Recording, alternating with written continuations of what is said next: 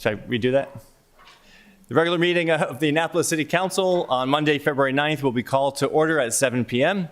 At this time, we will have a moment of silence to prepare ourselves for the work ahead.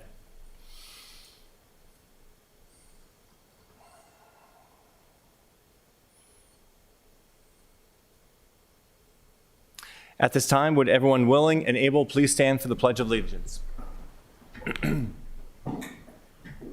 pledge allegiance to the flag of the United States of America and to the republic for which it stands, one nation, under God, indivisible, with liberty and justice for all.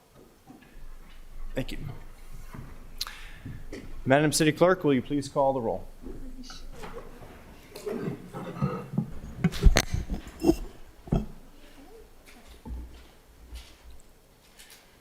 Mayor Littman. Present. Alderman Huntley. Alderwoman O'Neill. Present.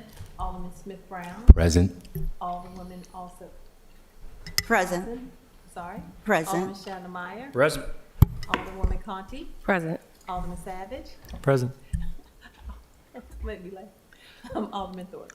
Present. Thank you. Okay. The City Attorney, will you please present the next item on the agenda? Next item on the agenda is the approval of the agenda. At this time, I'd entertain a motion to approve the agenda. Thank you, Alderman Thorpe. Is there a second? Second. Thank you. All those in favor, say aye. Aye. Aye. Any opposed? Motion carries. Ms. City Attorney, please present the next item on the agenda. Next item on the agenda is a ceremonial item, the proclamation honoring Ellen O. Moyer, the former mayor of Annapolis. Thank you. Mayor Moyer, will please come to the stand.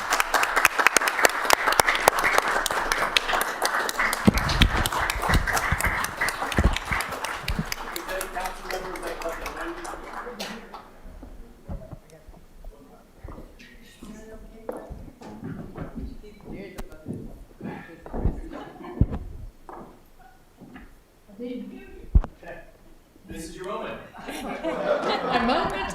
Again. Miss Mayor Moyer, it is a great pleasure to be able to celebrate you and just in anticipation of a big milestone birthday coming up. I won't say the number if, I suppose it's 29. Yeah. And so I'm very grateful for you to be here. Would you like to have your family up here with you for this? Come on up. Excellent. Excellent to see them both again. So it is our pleasure. I'm going to read this proclamation and then invite you to say a few words, if you will, to share with us. This is a proclamation as opposed to a city citation, because we're not just giving you a citation, but we're proclaiming February 12th, your upcoming birthday, as Ellen Moyer Day.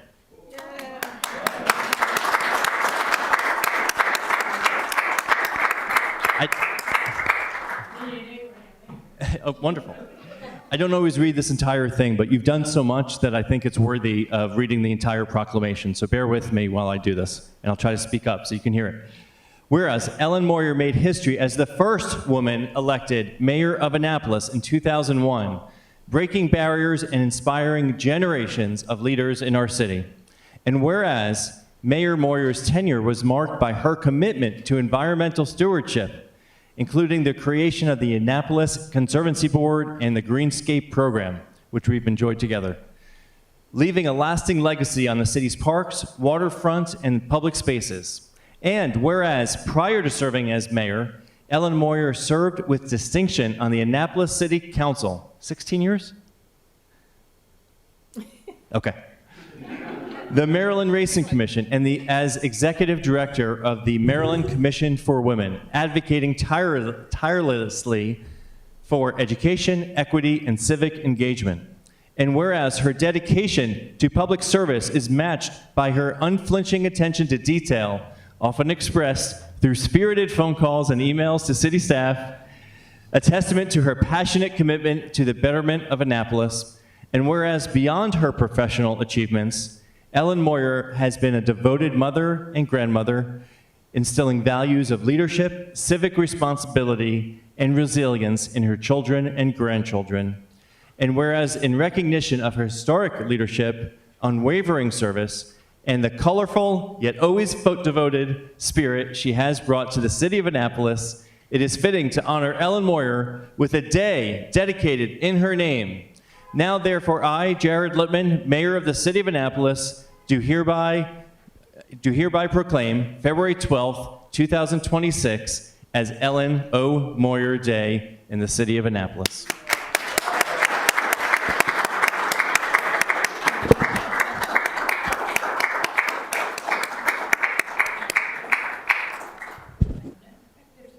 We would love to hear some remarks if you have anything you'd like to share with us. And I'm going to give Bumper the proclamation to hold. Oh, wonderful. Thank you very much. I am indeed humbled and honored.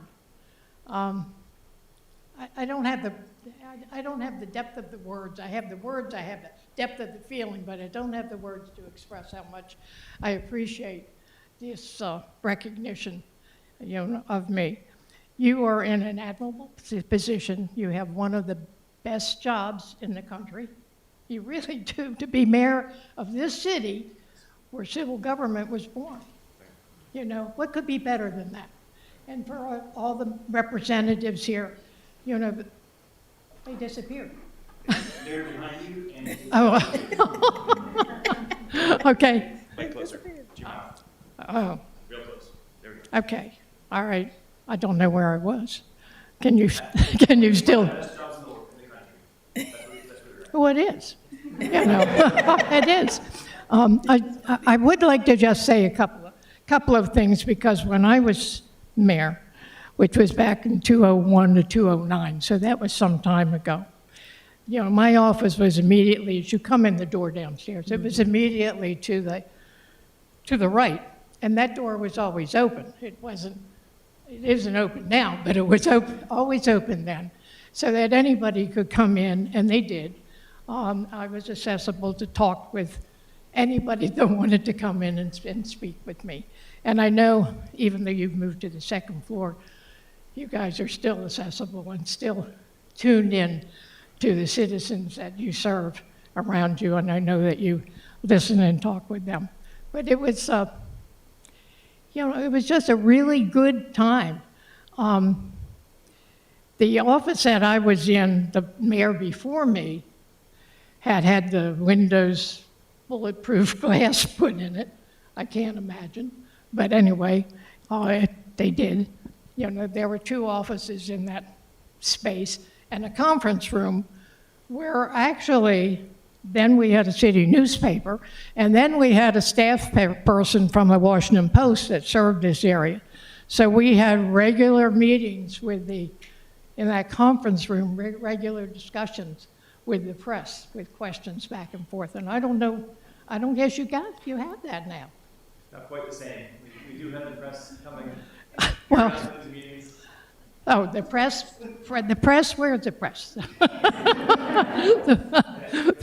Okay, all right, well, very good. We don't have a hometown newspaper anymore, but, alas, we must be the only capital city in the country that doesn't have its own newspaper. Well, not really. Thank you for doing what you do, but it's still not the oldest newspaper in the country. The capital was, and whatever's ever left of it, I guess, is still the oldest newspaper in the country. Anyway, I want to thank you very much for recognizing me and sharing my birthday with me, and having a special day on my birthday, me and Abraham Lincoln. Thank you. On behalf of the city council members that are there to your right, my right, my left as well, we all wish you. I know you. We all wish you a happy birthday, and thank you for your service to Annapolis. Would you mind if we pose for a picture having us together? Thank you.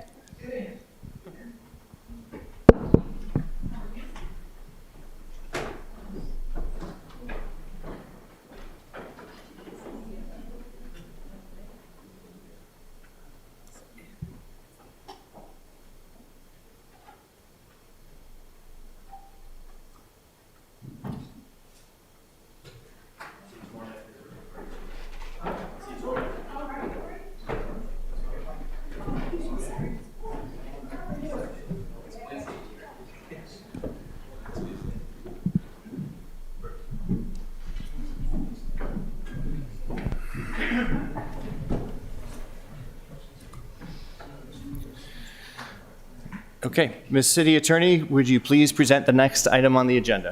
The next item on the agenda is petitions, reports, and communications, beginning with the update from the mayor. Thank you.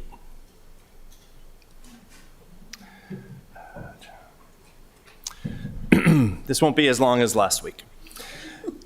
Good evening and welcome to the Annapolis City Council.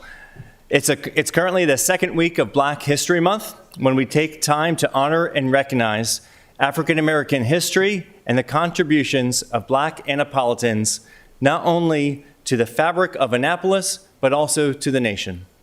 In preparation for the 250th anniversary of the United States, we are presenting a month-long history and culture series rooted in revolution, 250 years of Black history in Annapolis, in conjunction with the Anne Arundel County Public Library. The second session will be held tomorrow, February 10th at 5:30 p.m. at the Michael E. Bush Library on West Street. Tomorrow's theme will be Building Community, Faith, Education, and Black Institutions, highlighting Black churches, schools, mutual aid societies, and leadership through the Emancipation and Jim Crow eras. Next, on February 17th, Resistance and Reform, a look at civil rights and social justice, will highlight local organizing, desegregation efforts, and connections to the national movement. The last one on February 24th will examine Black Annapolis today and tomorrow, with a focus on contemporary leadership, the arts and culture, and youth voices. These events are free and open to the public, with free food and refreshments provided. We hope to see you there. While these events start at 5:30, the food will be available starting at 5 p.m. Last Thursday, we kicked off our 2026 Town Hall Series at Eastport Neck Library. Alderman Savage and I were grateful to the Ward 7 residents who braved the cold to join us.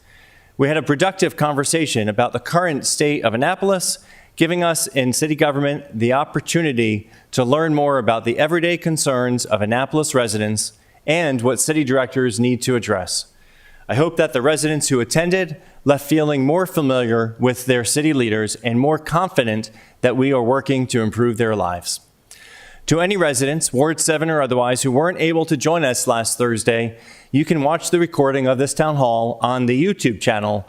Go to the City of Annapolis page and search for the video titled Mayor Town Hall, Ward 7, February 5th, 2026. And as of the time of this meeting, it is the most recent video uploaded.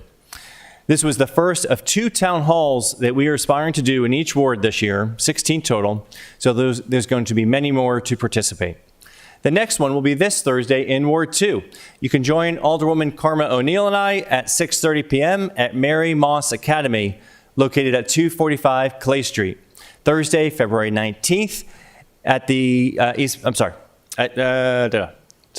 located at 245 Clay Street. Next week, we'll be in Ward 8 with Alderman Thorpe at the Eastport Fire Station. Join Alderman Thorpe and I at 6:30 p.m. during the Eastport Civic Association meeting. As a reminder, this is not your only chance to meet your elected officials, but it's not only a chance to meet your elected officials, but also the directors and chiefs who run city operations and programs. If you want to know when we'll be in your ward, head to annapolis.gov, search engagement opportunities. That'll take you to a page with a list of the town halls we currently have scheduled. As a reminder, another opportunity on the engagement opportunities page is a form to sign up for office hours. I will hold office hours one Wednesday each month, giving you the opportunity to share your concerns and ideas directly with me. On the engagement opportunities page, there's a calendar to schedule in 15-minute intervals, one-on-one conversations with me. Click the button that says jump to the next bookable date and it'll take you to the next spot. These town halls and office hours are a part of my broader strategy for listening and engaging with residents and businesses. To help Annapolis work for everyone, city government must listen carefully and develop solutions with the community. These engagement opportunities are your opportunity to help shape our city's future. Okay. The city is recruiting for 2 open positions. If you are, or if you know of, an experienced public sector leader who wants to get involved in local government in Annapolis, you can check out the application to be Annapolis's next city manager by going to the city manager's page on Annapolis.gov. We are using a recruiting firm for this national search. We've also posted the open city attorney position. If you or someone you know is interested in learning more or applying, go to Annapolis.gov and search for jobs with the city, and you'll see it among the other posted jobs. As of today, we're officially 70 days into the administration. I'd like to share with you the progress that we've made on the 100-day plan. Here's where we are. Firstly, I promised to build a strong, accountable leadership team from day one. I've met with every director and chief of the departments to clarify expectations and identify gaps. Second, I promised to listen to city staff. With assistance from Due East Partners, we've just recently concluded 19 roundtables where we invited the entire city staff to come to one of those 19 conversations. This was open to all city employees across all departments, helping us to determine what's working, what's not, and what we can improve. I'm very much looking forward to getting that report and following up with next steps. Third, I promised regular communication and transparency with residents. In addition to the town halls and office hours I mentioned, we're emailing weekly newsletters, planning regular neighborhood walkthroughs with city leadership to see issues firsthand. Next, I promised to act quickly on major high-impact challenges such as City Dock. We've enhanced our communications and outreach to inform stakeholders about this project while also exploring options to reduce expenses.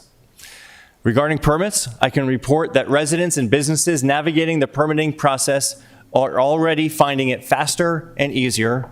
It remains a top priority of mine to continue that progress.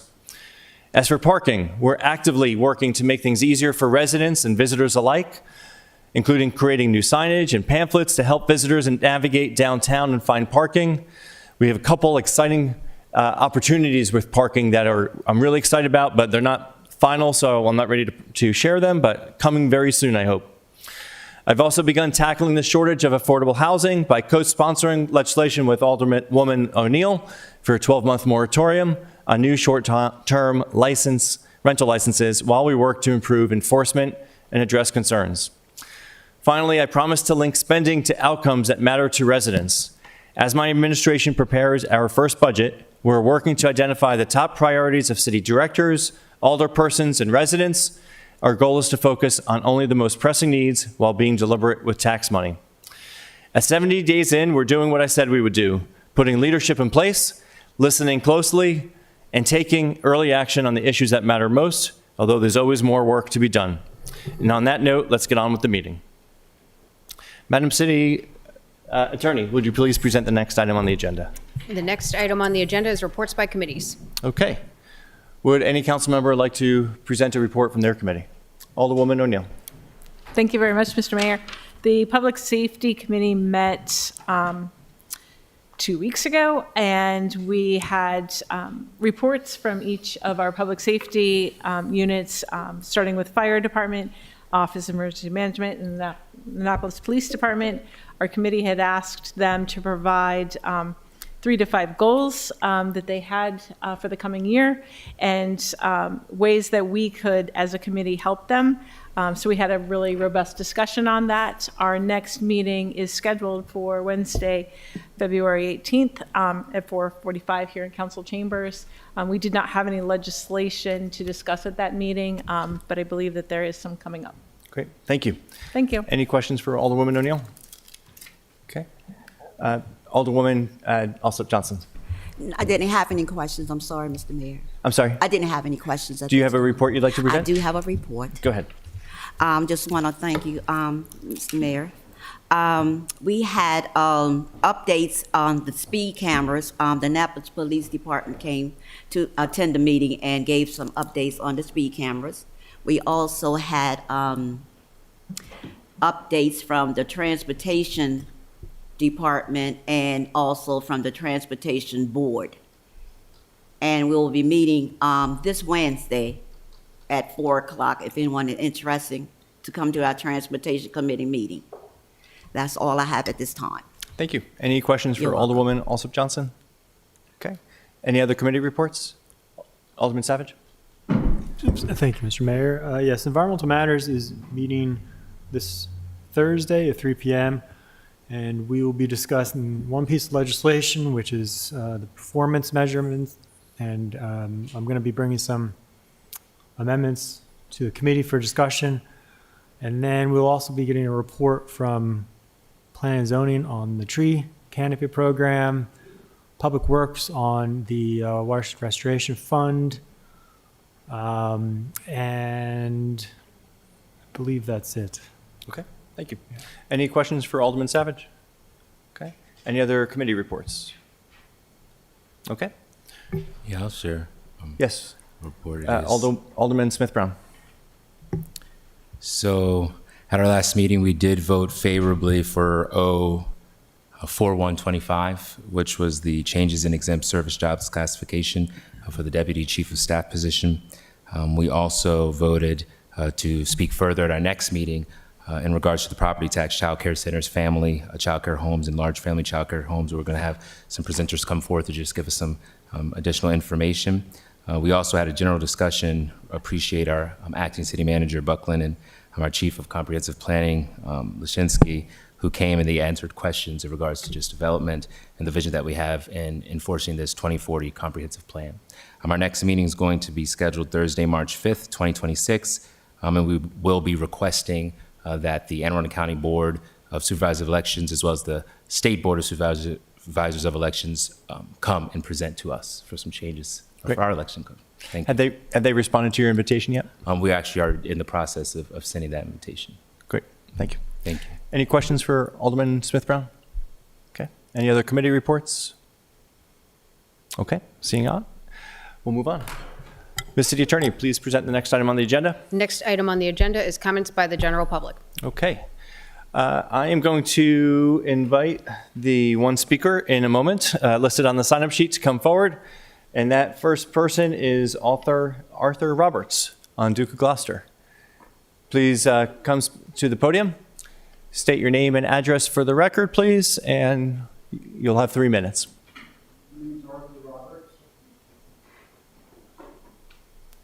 Oh, sorry. Hello, my name is Arthur Roberts. I live at 108 Duke of Gloucester, where my family has resided for about 100 years. And it's on the corner of Newman and Duke, and Newman's named after my grandfather. It's a plateau. It's the highest point of land in the city of Annapolis, surrounded by water and trees. And we've kind of had a bird's eye view of Annapolis for a long time. My grandchildren are 9th generation Annapolitan, and I have a couple issues to discuss, but the one I'm going to discuss tonight is the idea of making Duke of Gloucester Street a two-way street. It would make both the parking problem and the traffic flow problem much worse and create much danger for the residents, the churches, the kindergarten, and the schools and businesses, as well as cause more congestion than what we already have to deal with. I'm sorry, I have to read this. It might go, well, it was 3 minutes exactly. Now it's going to be 3.5. I just need to concentrate on this, sorry. I'm a little nervous. It would also be very expensive and damage the structure of our beautiful city. During the rush hour in the AM, St. Mary's students are getting dropped off and walking to school. The danger and traffic jams it would cause are unspeakable. It would lead to more narrow sidewalks. Even the steps of City Hall would come right out to the street, where a girl was once struck and killed already without the sidewalks being narrowed. The infrastructure would have to be altered, eliminating and or removing fire hydrants where they are placed strategically for the safety of our school, church, and residences. Ambulances, fire trucks, and police vehicles would be stuck in traffic with their lights and sirens being useless unless it remains 2 lanes going one direction as it is now. The St. Mary's drop-offs during the AM rush hour and pickups in the afternoons would be pure chaos while traffic is at a standstill in 2 directions instead of 1. The toxic fumes, which are already a huge danger during these traffic jams, would be twice as hazardous, as well as 2 times the runoff into the bay. We don't need or want this change. Annapolis was built the way it is for a reason, a safe, even flow of traffic rotating off the 2 very important circles, church and state. It would be hazardous and foolish as well as very costly to change it. Trash pickup would also be impeded, and it's already a huge problem. And the driveways on both sides of the street would be almost impossible to get in and out of. And the handicapped accesses would also be taken away or narrowed. Duke of Gloucester must not be two-way traffic. As our new mayor, we, the people of Annapolis, ask you to do the right thing. You and your children are also part of the city. I don't even know if you have children, I just put that. We should be an example of how to preserve and live in a historic city, not an example of how to destroy one. Thank you for letting me speak for the people of our beautiful city. Okay, thank you for your testimony. Is there anyone else in the chambers who would please come up? And if there's other people, feel free to line up on the side so we can help you move along. Please start with your name and address. Good evening, City Council. Thank you for the opportunity to speak before you this evening. My name is Matthew Wallace. I live at 701 Chesapeake Avenue. First time being here, a little nervous. It was great to see all of you running in the recent election, and congratulations. I lead a small nonprofit based in Eastport. We collaborate with residents of the city's public housing neighborhoods to create community gardens and opportunities for youth enrichment. We've had an incredible kind of pilot growing season in 2025, which I've had the opportunity to connect with many of you about. Tens of thousands of vegetables produced in collaboration with incredible community members and support from wonderful local businesses. I'm here excited to announce Eastport Community Farm project happening this year. I had a wonderful meeting with Director Maddox Evans of the Housing Authority this afternoon, and we are excited to have a half-acre community farm growing site at the end of Frederick Douglass Street, in between Eastport Terraces and the Housing Authority HQ. You may be aware that this land is slated for redevelopment. However, this is the perfect opportunity for us to pilot this community farming initiative and really iron things out before it's introduced along with the redevelopment. We hope to produce 100,000 servings of fresh vegetables within the community over the next 2 growing seasons and transformational opportunities for youth engagement. The most wonderful part of this has been growing leaders, the way that the kids have stepped up to take ownership of these projects, take ownership of the gardens, to build things. Daisha's son is a wonderful part of these programs. And I look forward to continue collaborating through our organization with Annapolis's wonderful public housing residents and wider city residents. So Eastport Community Farm, the ribbon cutting is May 2nd. I look forward to seeing you all there.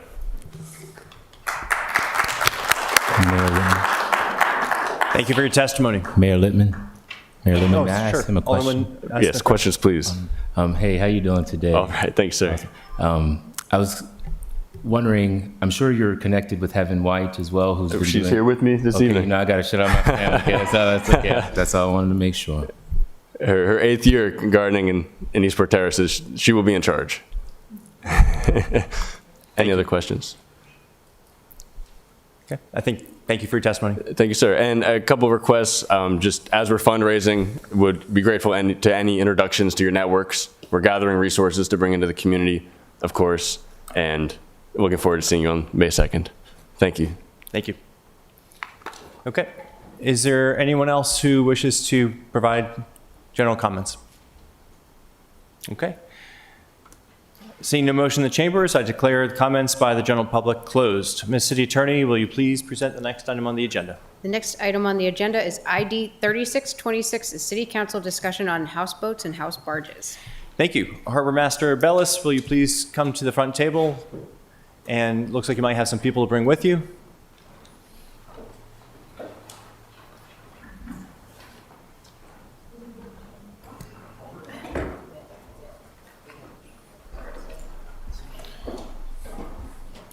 And again, for context for those trying to put things into categories, this is a topic that we would normally think of as a work session topic, but because we have so many items on the work session list and not so much legislation yet, we're trying to include some of these work sessions during our city council meetings.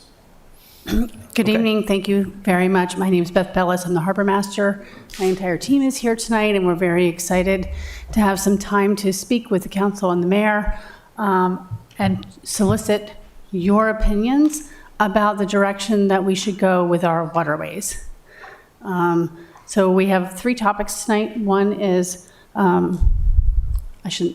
commercial vessels in city waterways, also moorings, Get close to your microphone, please. and also anchored boats in city waters during the winter. So we have a presentation that we distributed ahead of time, and we're going to go through that now. We would love it if you would wait your questions to the end, so if you could just jot them down for time's sake. Thank you. And keep in mind, since you were kind enough to share your presentation in advance, we've all had a chance to review the presentation. Good evening, Mayor Littman, Jackie Gile, Deputy City Manager for Resilience and Sustainability. We also have with us John Manassa from the Department of Planning and Zoning for Code Enforcement, because this issue of enforcement and permitting house barges overlaps into planning and zoning. So he's here to clarify that portion of the code, how Title 17 fits in with Title 15. Thank you. Good evening. My name is Tim Jacobs. I work at the Harbor Master's office. Like you said, y'all had a chance to review it. I had a couple shots of espresso, so I'll go as fast as I know how. As mentioned, we're looking for direction in terms of short-term rentals. When we're talking about houseboats, floating homes, and other vessels that are being used as short-term rentals, that's really what we're talking about. We're also looking at determining permissible uses of houseboats and floating homes or house barges when it comes to offices, constructions, or full-time residences, if that's something we choose to do. As mentioned, the current challenge with Title 15 is there's not an effective, it's not effective in permitting or prohibiting houseboats or house barges as short-term rentals. So before we work at changing this code, we'd like to know what the direction we should go. So I know you had a chance to see it, so I'll just go really quickly over these images. I just want to point out that top left image, I know it's hard to see, but if you can see the middle piling, the one that's in the middle of the boat, that's the size of the slip, just for reference. So that's twice the size, that vessel is twice the size of what should be in that slip, which is one of the things we're seeking direction on. If we choose to allow these, what dimensions are we looking at? The reason this is not legal right now in city waters is that this is a platform that can't propel itself. This is the same houseboat, and renters who don't know code would, of course, want to tie their boat up to it, which creates an even larger navigational hazard. This is another example of a platform or houseboat being used as a short-term rental in Back Creek. Currently, neither the Harbor Master nor Planning and Zoning are able to address these issues through code. And then we also have these, what looks like a normal vessel, right? This is a Hatteras by any means. If you're looking at it, you might not know, but this is a short-term rental. The bold lettering is from the advertisement. It's for accommodations only, and it may not be driven. So these are what is allowed now. Okay, we do have dimensions set forth, and if a marina wanted to put a houseboat or house barge, they would be required to provide 2 designated spaces. It does depend on the size of the marina, how many of these platforms they'd be able to place. However, as we've already pointed out, the permit required, which would go through Planning and Zoning and our office, is for a, sorry, what's the name of it? Structure. Yeah, it's basically designed for occupancy for a structure, a more of a single family home structure, not a floating structure. So there is no way forward in that permitting process.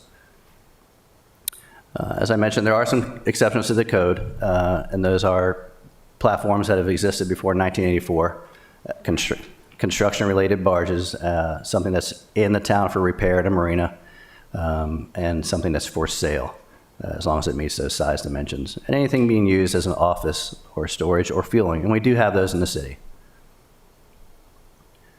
As you know, we had a task force that was implemented in April 2025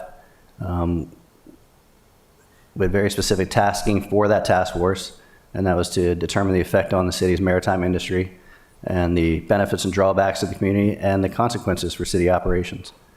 That task force was made up of 15 members appointed by previous mayor and council, and it was very diverse and full of professional mariners as well as the community. The overwhelming recommendation from the task force was to enact an ordinance prohibiting the use of house barges for rental purposes. That includes making it unlawful to obtain a city business or rental license for such use. We did include, I'm sure you saw these, but these are examples of different municipalities, and some of whom have decided to out ban the use of short-term rentals and houseboats and house barges. And then the community of Wilmington, if you get a chance to look at it, it's actually a pretty cool. They've designated one area, one marina outside of the city that's all short-term rental houseboats. So the questions we pose are, do we want to allow house barges and boats in city waters as an office, like we currently do? Do we want to allow them for an individual owner or family to live on as their primary residence? And do we want to allow them as short-term rentals? The same example below. And if we do, is there dimensions different than what we already have outlined that would be recommended? So the task force and our office agree that there are some positive outcomes for allowing short-term rentals on vessels. The visiting public gets to see exactly what we get to see at work every day. You know, a peaceful, serene creek, and get to enjoy the communities in a different way than you might at a hotel or a Airbnb. However, the negative outcomes are pretty heavy. It would require, as we pointed out, someone who specializes in certifying these as safe. It would also require us to find a way forward for initiating taxes. Right now, if you're operating a short-term rental, there's no fees associated with it. It's a pure profit margin at anywhere from $500 to $700 a night. And it would also have an impact on the marina industry locally and the boating community at large. Slips would become more scarce, and they might go up in price. As I mentioned, the staff impact, we would have to have someone come in and figure this out from a vessel surveying standpoint to figure out what we deem safe and what would be included in the permitting process. And of course, there's a financial and staffing burden associated with that. So the task force recommendation I already covered, but I just want to point out that task force did a fantastic job. I know you all received a 50-page report. They made our work incredibly easy. Based on their report, they did recommend prohibiting the use of house barges for rental purposes. House barge, our harbor master's recommendation supports the task force's recommendation to prohibit short-term rentals on houseboats and other vessels. One thing we did want to address, there were some questions when we initially implemented the task force, and that was whether we're concerned with liveaboards. We did want to include a definition of liveaboard. For those of you who don't know, there's plenty of people that live full-time on their boats at marinas and in city waters. That is not what we're talking about. Neither the task force nor the harbor master's office believe the liveaboards or legitimate charters should be further regulated. We did have some other, as Harbor Master mentioned, we have some other Title 15 considerations. We're recommending that the city prohibit anchored boats in city waters during winter months. This winter is a perfect example of why it could be dangerous and is dangerous to have folks living on the hook throughout the winter months. We do have folks that try to do it. Typically, if you're trying to live on the hook, and this is a generalization, you're going to need assistance. You're going to run out of supplies, and we, meaning the harbor master's office and or rescue services, are going to have to go out and facilitate that assistance in less than ideal conditions.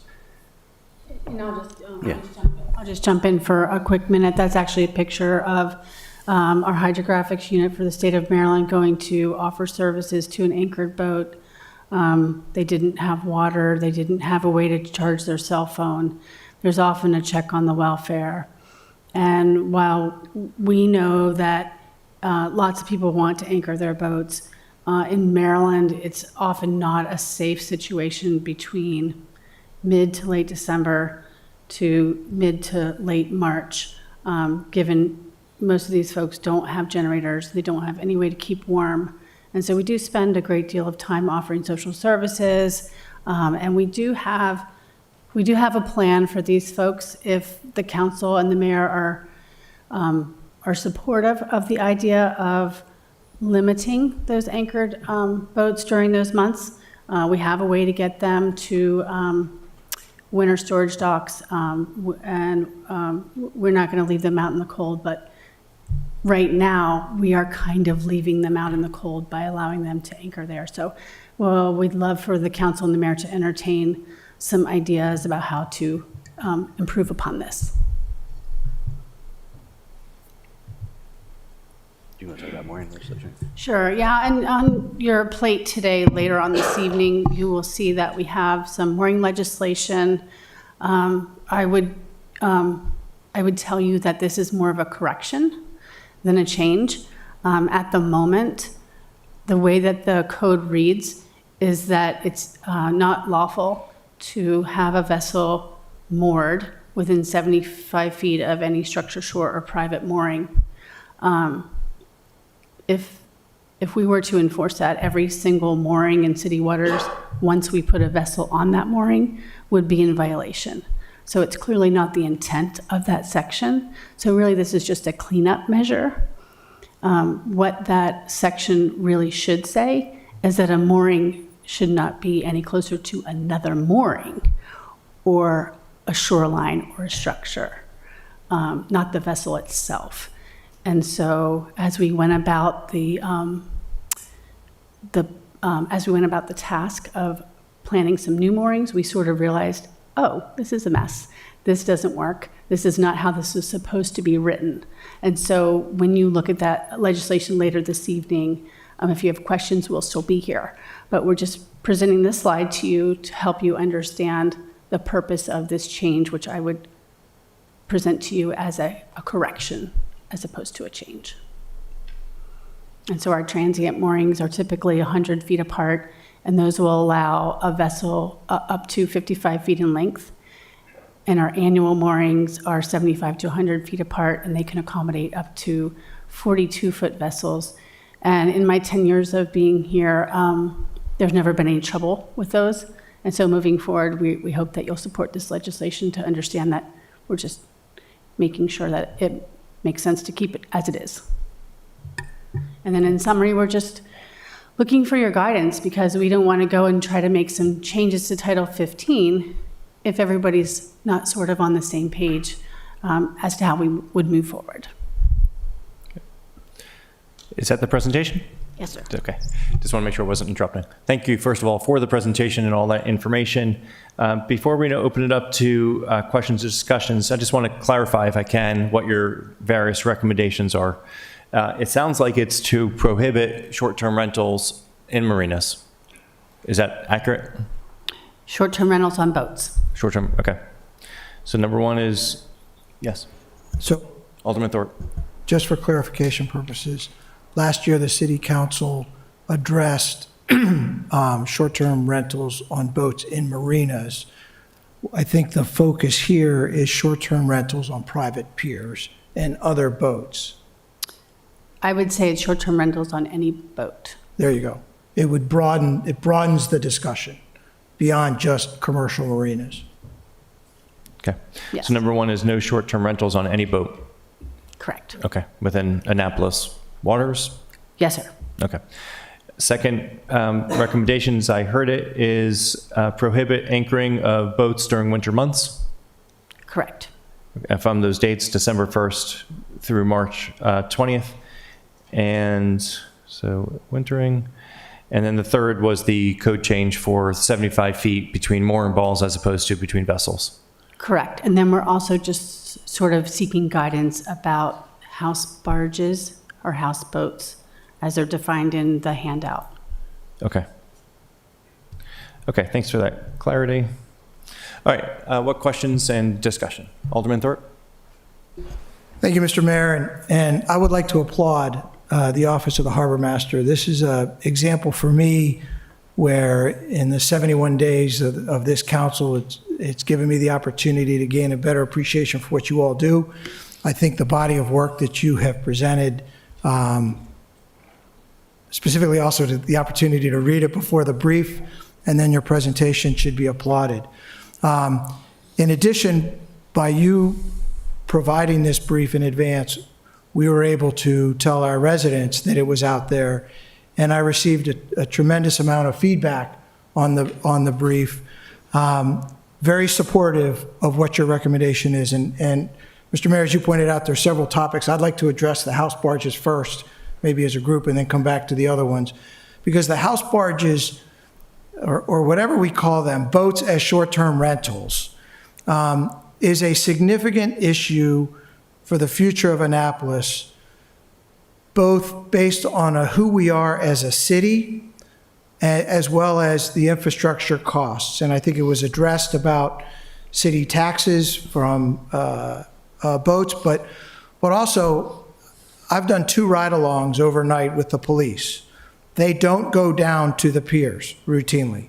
Both officers I was with, impressive officers, had never stepped foot on a pier. And to your point about this is not about liveaboards. Liveaboards police themselves very well. The marinas police them. As a community, they're policed. But when we talk about short-term rentals and we talk about people who have no experience being on a boat and being down on a pier on a day like today, or even a July evening when there's wet, the piers are wet or whatever, our police force don't wear shoes that are compatible to be on piers. Our firemen do not go down on piers. It's a significantly different operation.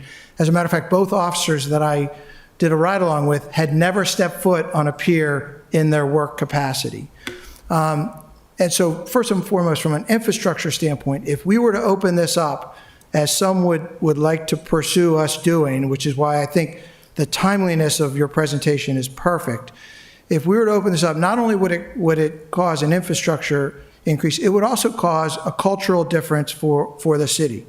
And whether it's good or bad is in the eyes of the beholder, but it's different than what we are as a city today. People love Sausalito, where there's house barges and it's cool, it's funky, just like Eastport's funky, but it's different funky. And so we've got a decision to make as a city council. Do we want to continue to pursue being the sailing capital of the world, or do we want to be a residential on the water capability? So in conclusion, I will tell you, I applaud the brief. I fully agree with your recommendation. I think it's very well presented, and I would ask the city council to look favorably upon this recommendation. Thank you. Alderwoman O'Neill? Thank you very much, Mr. Mayor. I had a couple questions. I did want to say that when we put together the task force in 2025, and we had a bunch of public comments about that. So I appreciate that you've taken all those comments too, I think, in your report from both sides for the issue. You talked about there are a few boats that are grandfathered in from prior to 1984. Do we have a number on that? How many? 0. Oh, 0. So we don't have any? We don't have any. Okay, thank you very much. That was my question. I do appreciate all of the work that you guys put into this. And my other question is, moving forward with the moorings, you talked about the moorings being a part, not the vessels. So it's a matter of us changing the wording in that title. Is that correct? Correct. We're just looking to make the code fit with what's been in existence for more than 15 years. I appreciate that. Thank you. Because otherwise we'd have to yank up all our moorings and move everything. And I just don't think that was the intent of Title 15, Section 10, 110. So what you're suggesting is actually the safer, more effective mode than what's actually written? It's just a fix. It doesn't actually change the safety. It's just correcting the wording. Okay, thank you very much for that clarification. Appreciate it. I'll just highlight the change that you were just discussing is what we have before us on first reader 0226. So just to, I know you know that, just want to clarify that for others. Alderman Savage. Thank you, Mr. Mayor. And first of all, congratulations. Thank you for your 10 years of service to the city. And also echo my colleagues' comments on the presentation. It's very helpful to get ahead of time. So I have the Maritime Industrial District in my ward. So some of my thoughts would be, so as far as house barges, houseboats, I think generally I do have some concerns about them, and I think it seems like they would require quite a bit of permitting, right, and inspections. And that does give me a pause. But I do think that I see a couple potential uses. The qualifier I have on that is that the only way I would potentially support them is if they have a specific maritime use.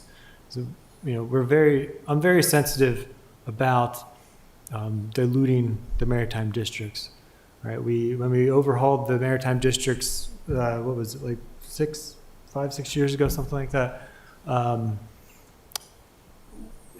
Eileen Fogarty helped us out, led that effort, that was quite an effort, and we did try to strike a very good balance. And so I don't want to do anything that's going to upset the mixture that we have there and the focus on maritime.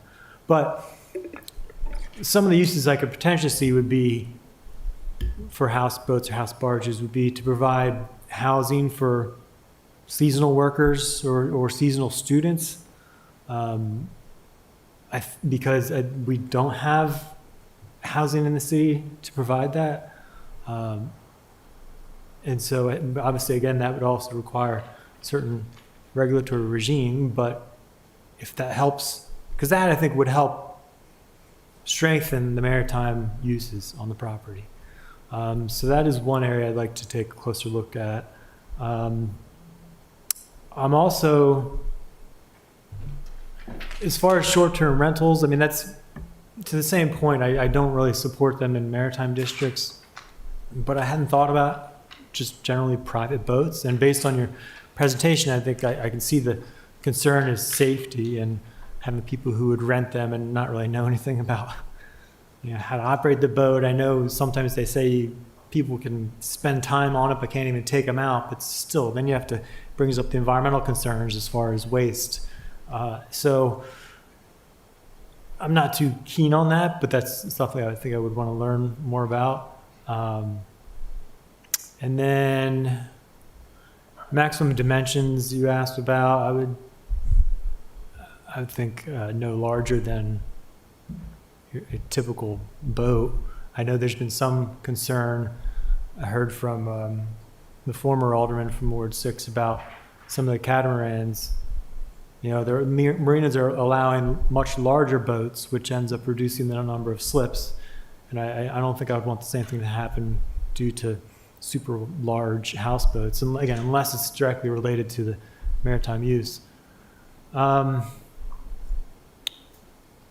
Let's see. Oh, and I also share the recommendation, I think, from the task force. I have no desire to regulate liveaboards. I think we haven't had any problem with them that I'm aware of, so I don't think we need to open up that can of worms. And I also support your efforts as far as prohibiting anchored boats during certain times of year. And I think seems like we do a really good job with removing derelict boats. I was in Bermuda this past summer, and there were boats all over the place that were like just leaning to, stuck against the shore. And I kept thinking to myself, I'm so glad we don't allow that to happen. So I know you probably put in a lot of work to make sure, so thank you for that as well. So that's really all I have, Mr. Mayor. Thank you for taking the time to present to us. Thank you, Alderman. Alderman Schneidermeyer. Thank you, Mr. Mayor. Again, kudos, great job. Going to join my colleagues on the detailed presentation. The main concern that it had when we first started this task force is getting the liveaboard community caught up in the net if we catch this too wide. Keeping it very narrowly focused on no short-term rentals on boats, that really avoids the problem. But in the event that we get more detailed on, do we want to start regulating longer-term rentals or full-time residents on these boats? Do we have the legal and technical ability to separate those two things out, or like a houseboat, house barge versus traditional liveaboard? So I think what you're asking me is, how are we going to define a short-term rental? And I think a lot of jurisdictions have already done that. Well, short-term rental, it's really easy to define. We already have it in our code. But if we want to talk about a longer-term rental, that's also easy. A lot of jurisdictions have done that. And so if you look at the handout that I distributed that has all the definitions are really long. That's not what we would like to see in code, but there's a lot of bullet points there for your thoughts. And so at the end of the day, what we would do is hopefully work with our Office of Law to narrow down those definitions to such a point that it would be enforceable. And it would be to the vision of what the city administration would like to see. So if you're worried about, can someone rent a boat for a year, if you're having a different vision, then we can address that all in the definitions, I think. Okay, thank you. For the sake of brevity, I would just say that I adopt the expressions of Alderman Thorpe as for my views on what you're trying to do as far as regulating short-term rentals on boats in the marinas. Alderman Thorpe, you had something? Yeah, I would like to talk about the restriction of boats anchoring during the winter months and put an exclamation to your point about what you're addressing. In fact, is it's just hard to get our arms around if you're not out there on the water like you are. These are boats who are anchoring in our waterways, who, for the most part, if not all of them, require, as you mentioned, significant amount of social services, and they're dangerous. I mean, it's and I applaud the Office of the Harbor Master for the way you do handle that. The question I would ask you to take away is what months we should do that banning, right? So in the brief, December 1st to March 20th, I think is what you mentioned. The challenge that we have as we move forward, and probably not to be answered tonight, but just to focus on, sometimes we have beautiful Decembers, and sometimes we have beautiful Marches. As we see today, there's rarely good boating Januaries and Februaries, but I would ask you to look at what the right dates are, and you would know that best because you're out there. I'm just not sure, because we've all been out there on a beautiful day in December, a beautiful day in March, and I would ask you to consider that as you go forward. What are the right dates? Sure, that's a great point. Those folks need a little bit of time to plan. And so if we wait till December 20th or 31st and then it's icing in, it's too late for me to help them get the social services that they need. Yeah. And so, but yeah, your point is, it's a very good one. Thank you. Any other comments? I'm sorry. I got a question. Yes, Alderwoman I Conti. got two questions, actually. The first one would be, what is the increase, what would it increase the pollution in the bay? And the second one would be, what would be the equity in this? So if you're speaking about folks that are short-term rentals, about house barges, one of our major concerns is gray water. So gray water is what comes from a washing machine or a shower. And I might let Tim speak. I think you might know about that more than I do. Yeah, the short answer is yes. So if you have a liveaboard, they're very attuned to the amount of water they're using. There's something called a sea shower. You get wet, you shut the water off, you soap up, because they don't want to use their own resources. It's a hassle to fill your boat up with water. If you're a short-term rental coming in to party for the weekend, you let it run. All that gray water goes into Spa Creek, it goes into Back Creek. And it's a difference in lifestyle between a liveaboard and a short-term rental, and that's one of our major concerns. There's also concerns about the non-gray water, it's called black water, the actual sewage. Those systems are complicated, and again, a liveaboard or someone who owns a boat knows how to use those systems. It's very easy to let that go as well. It's just knowing the systems, and a short-term renter could easily say, oh, it must be this valve, and all of it goes again directly into the creek. So, and that is a major concern. I'm sorry, I didn't catch the second question. Second one will be, what would be that?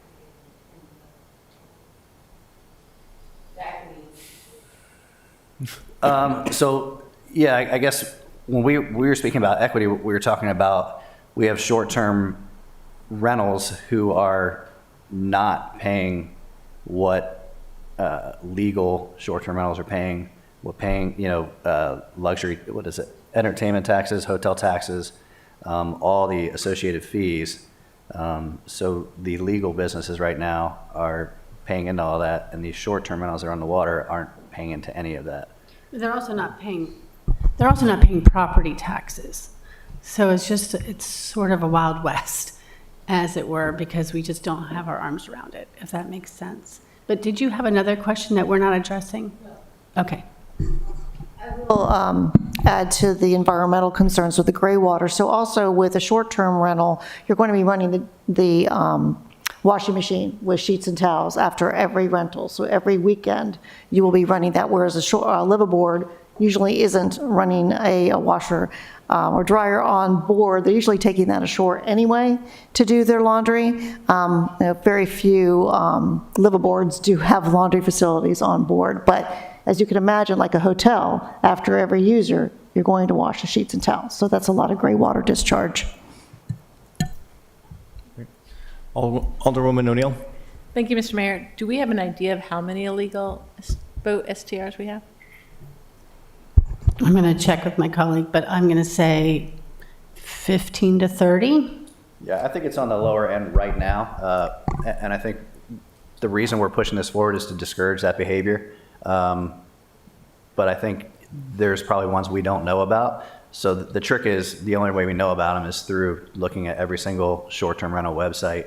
And again, when we talk about charters and legal charters, they don't operate on Airbnb, VRBO, all those sites. They have specific sites for charters.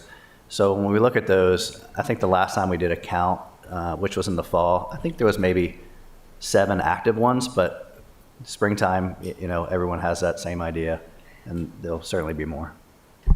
And I think, too, it's really hard to get our heads around because the numbers are growing. It's not just Airbnb now. There's Boatsetter. I mean, the number of platforms is multiplying so much so that it's really hard for us to keep count. And you're talking about charters, so I have a boat, I rent it out to somebody coming, they stay a couple evenings in the marina or at the dock, and then I'm taking the boat out and coming back in. Is that what you're referring to as far as charters and those? No, so I don't think that, we don't believe that the task force, nor does our office want to legislate against legitimate charters. And what we think is really important is to define what a legitimate charter is.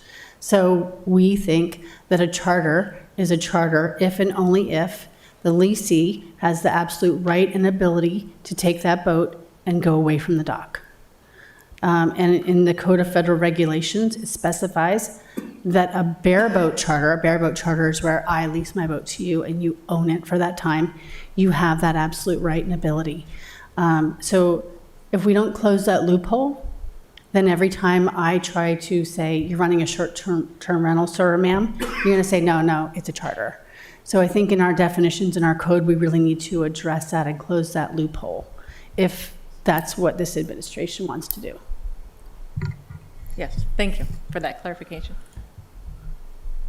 Yeah, if I could just add to that, it is very difficult because now there's also websites where you can list your boat for somebody to come and take out your 21-foot Boston Whaler, which is not a short-term rental, but it's an opportunity just to go bareboat and do it. So I applaud the amount of work and the effort you're recognizing we have to do to go forward to encourage the use of the water for the water's sake and discourage the idea of people using the water as a short-term rental with all the problems that you've addressed. And it's a very good thing that you've noticed that the United States Coast Guard is super concerned about this. So it's a growing trend that I want to give my 28-foot Boston Whaler for folks that want to run a bachelorette party, and I'm going to give it to you for 4 hours for $700. It's very lucrative. And these folks may or may not have proper boating safety knowledge or training. And so they're actually bringing teams. The Coast Guard is bringing teams to different cities to work on this problem as it pertains to boating safety. So it's good that you noticed that. Thank you. Okay. Enjoyed the conversation and discussion. Appreciate being able to have a work session topic in a council meeting. Thank you all very much for the presentation. I don't see any other further hands to continue, so we'll wrap this up and move on to the next item. Thank you so much for your time. Thank you. All right. Ms. City Attorney, will you please present the next item on the agenda? Next item on the agenda is ID 3726, is City Council discussion on short-term rental enforcement. Thank you. Planning and Zoning Director Chris Jakubiak, please come forward. You get double duty today. Please identify yourselves and then feel free to jump in. Good evening, Chris Jakubiak, Director of Planning and Zoning. John Manasseh, Chief of Code Enforcement, Department of Planning and Zoning. Thank you. Well, we were asked to come speak to the topic of short-term rental enforcement. That's a big topic, actually, and we will, actually, we were asked to be here for a discussion of that topic. So we'll perhaps throw some things out for discussion, and we'll listen and take some things back to the office, of course. In the last budget, the City Council authorized the hiring of a short-term rental coordinator. Our office retained the services of a person, and we did stepped-up enforcement beginning late in the summer. The number of short-term rentals that are licensed has increased by 55 over the period of time from the end of July through tonight. In June of 2025, we had 283 short-term licenses.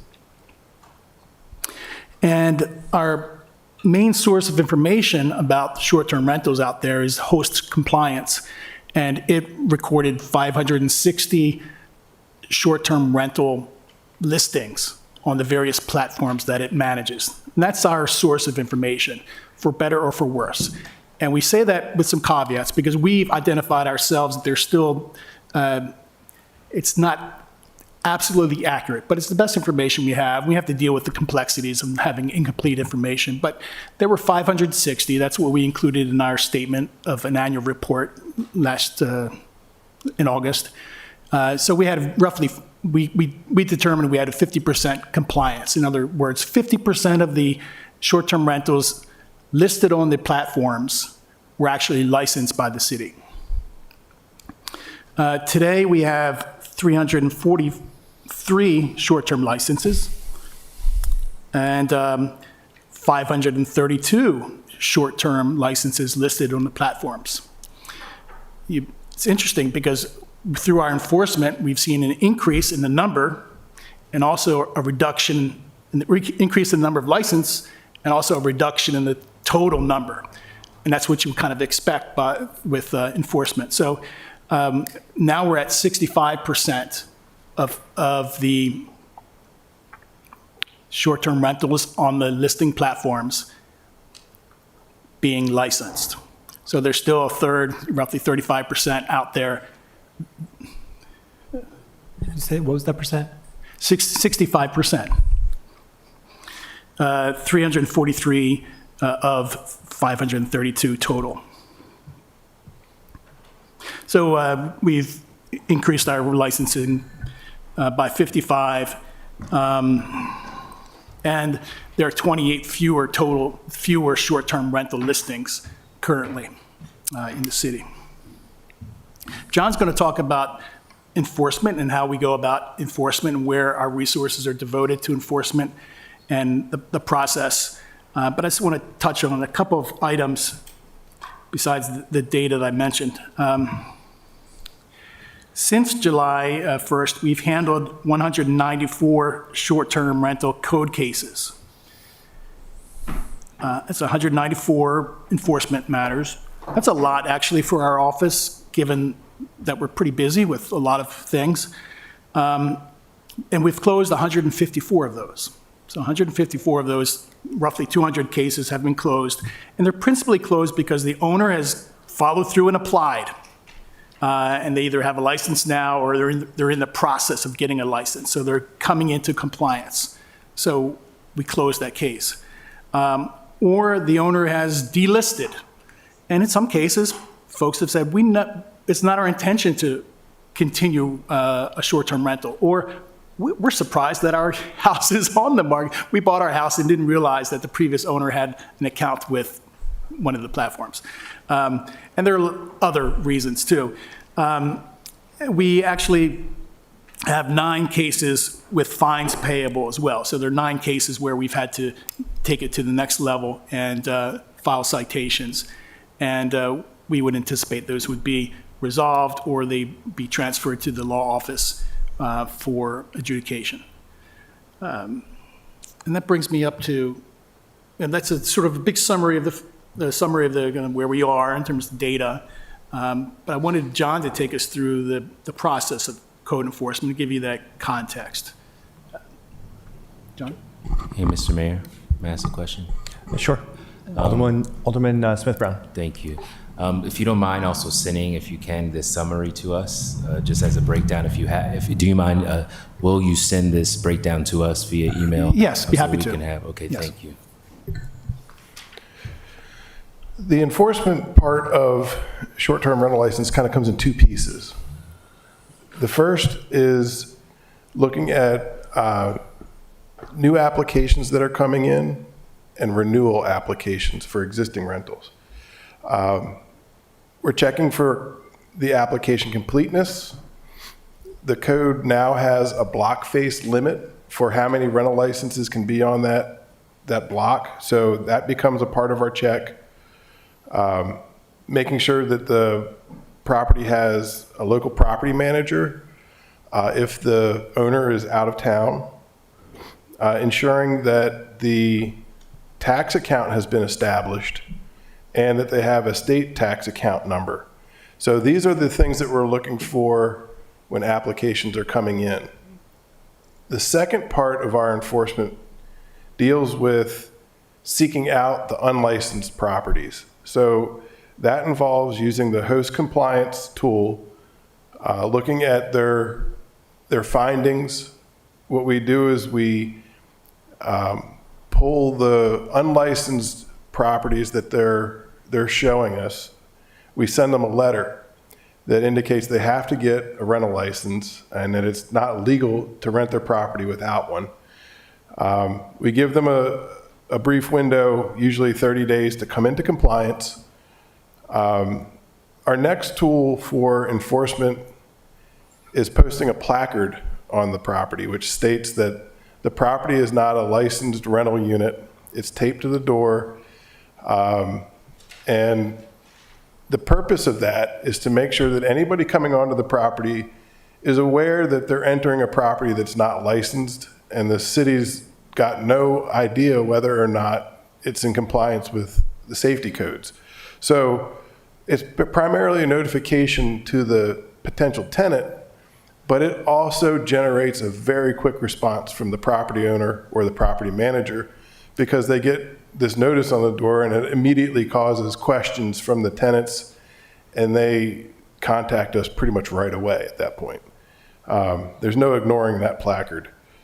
But there are cases where that fails and we have to issue a citation. So that usually occurs, if we send the letter out and give them 30 days and they haven't responded, we post the placard and then we write the citation. That usually gives them another 2 weeks at least to reply to the citation to determine whether or not they want to fight the citation in court or go ahead and pay the citation. And they have 2 options. They can either apply for a rental license or stop doing that activity and say they're not going to be a rental license at that point. And they're not going to seek a rental license, and they'll cease the activity. Usually what we end up doing is monitoring the host compliance site to make sure that it's come down and that it's no longer being listed. So just as a final note on that, we do have weekly, I would say weekly is about the frequency, confrontations with an owner that is either arguing with us about the fact that they didn't realize their license was expiring, or that they weren't aware that there was a block face problem and their block is overcrowded with short-term rentals already. So that's a roughly 50-50 split between the two problems. One of them being that they didn't reapply in time, or that they are facing a block face limit. So those, you know, if you think of it that way, we're getting a couple a month that are solely for the block face limit. And it's having an impact on the number of licenses. There have probably been half a dozen to a dozen licenses that have been denied since November over that factor. And that's all I had. Alderwoman O'Neill? Thank you very much, Mr. Mayor. I do have a few questions. When you find in your enforcement that somebody is not in compliance, is there a way to immediately contact the platforms? Airbnb, VRBO, Rent Your House? I'm not familiar with that. I don't think we've attempted that. I ask because I had a personal meeting with representatives from Airbnb, and they suggested that they haven't heard of any issues. And I think that we should start telling them those issues so that they do realize that we do have a problem, I think, in the city with unlicensed units. My other question is, our code is pretty specific about the number of people that are allowed in a unit, and I have forwarded to you at least 2 that are promoting the fact that 16 people can sleep in them. Are we actively watching those on the online platforms as well? I can't say that we look at that through the platform. I think the volume is a little too high for us to actually dive that deep into the listings. They have to show us on the application how many rooms they're going to be using. And that's our check on. So if they're lying to us in the application and using more rooms or trying to host, say they can host more people than the limit, then there's a penalty for that. That's grounds to revoke the license. But that's usually our check on saying that there is a limit to the amount of people that you can have overnight. It's really a sleeping limitation. Like, you could have a short-term rental that can hold 10 people, and there could be 20 people there for an event during the day, but they can't be there overnight. So that's sort of how the rule works about the sleeping rooms. But your note about going and providing feedback to the platform, that's something we will definitely look into. Because, I mean, the host compliance software does provide us with the companies that are being used as the host platform. So it's as easy as going through that. And it's an extra step, but it's something that's reasonable we can do. I think it would be important in our continued enforcement, especially in identifying those that are not in compliance. So I appreciate that. Thank you. Any other questions or comments? Alderman Savage. Thank you, Mr. Mayor. And thank you for joining us to give us this presentation today. So first of all, do you think there are any more, do you need any increased enforcement tools or additional resources to complete the enforcement mission goal? I'd say yes. We should be clear that the position that the council authorized was not provided for in city government as a position. So it took us well over a year or so to fill it, and we could only fill it with a contract employee, administrative assistant. That's because of the difficulty of sometimes translating city council directives into actual positions. You're familiar with that with respect to trees.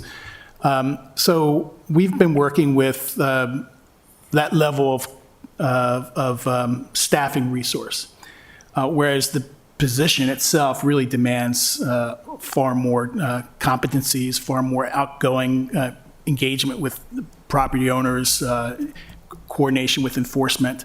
So it's a staffing issue that we still need to, and we're trying to accommodate ourselves and work out the best solution with the resources we have available.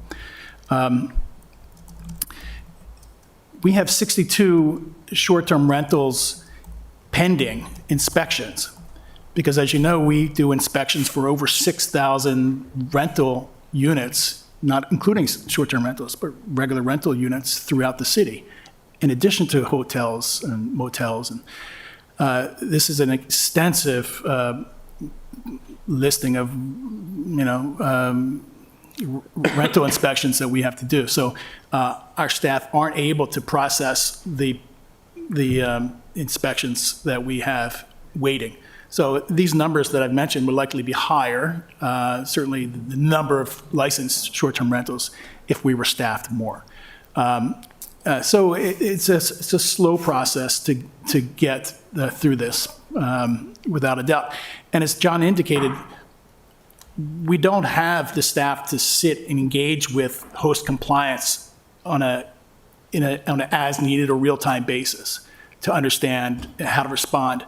And while we have shifted as a city to proactive enforcement, to go after units that we know are not licensed and bring them into licenses, we're still on a response basis when it comes to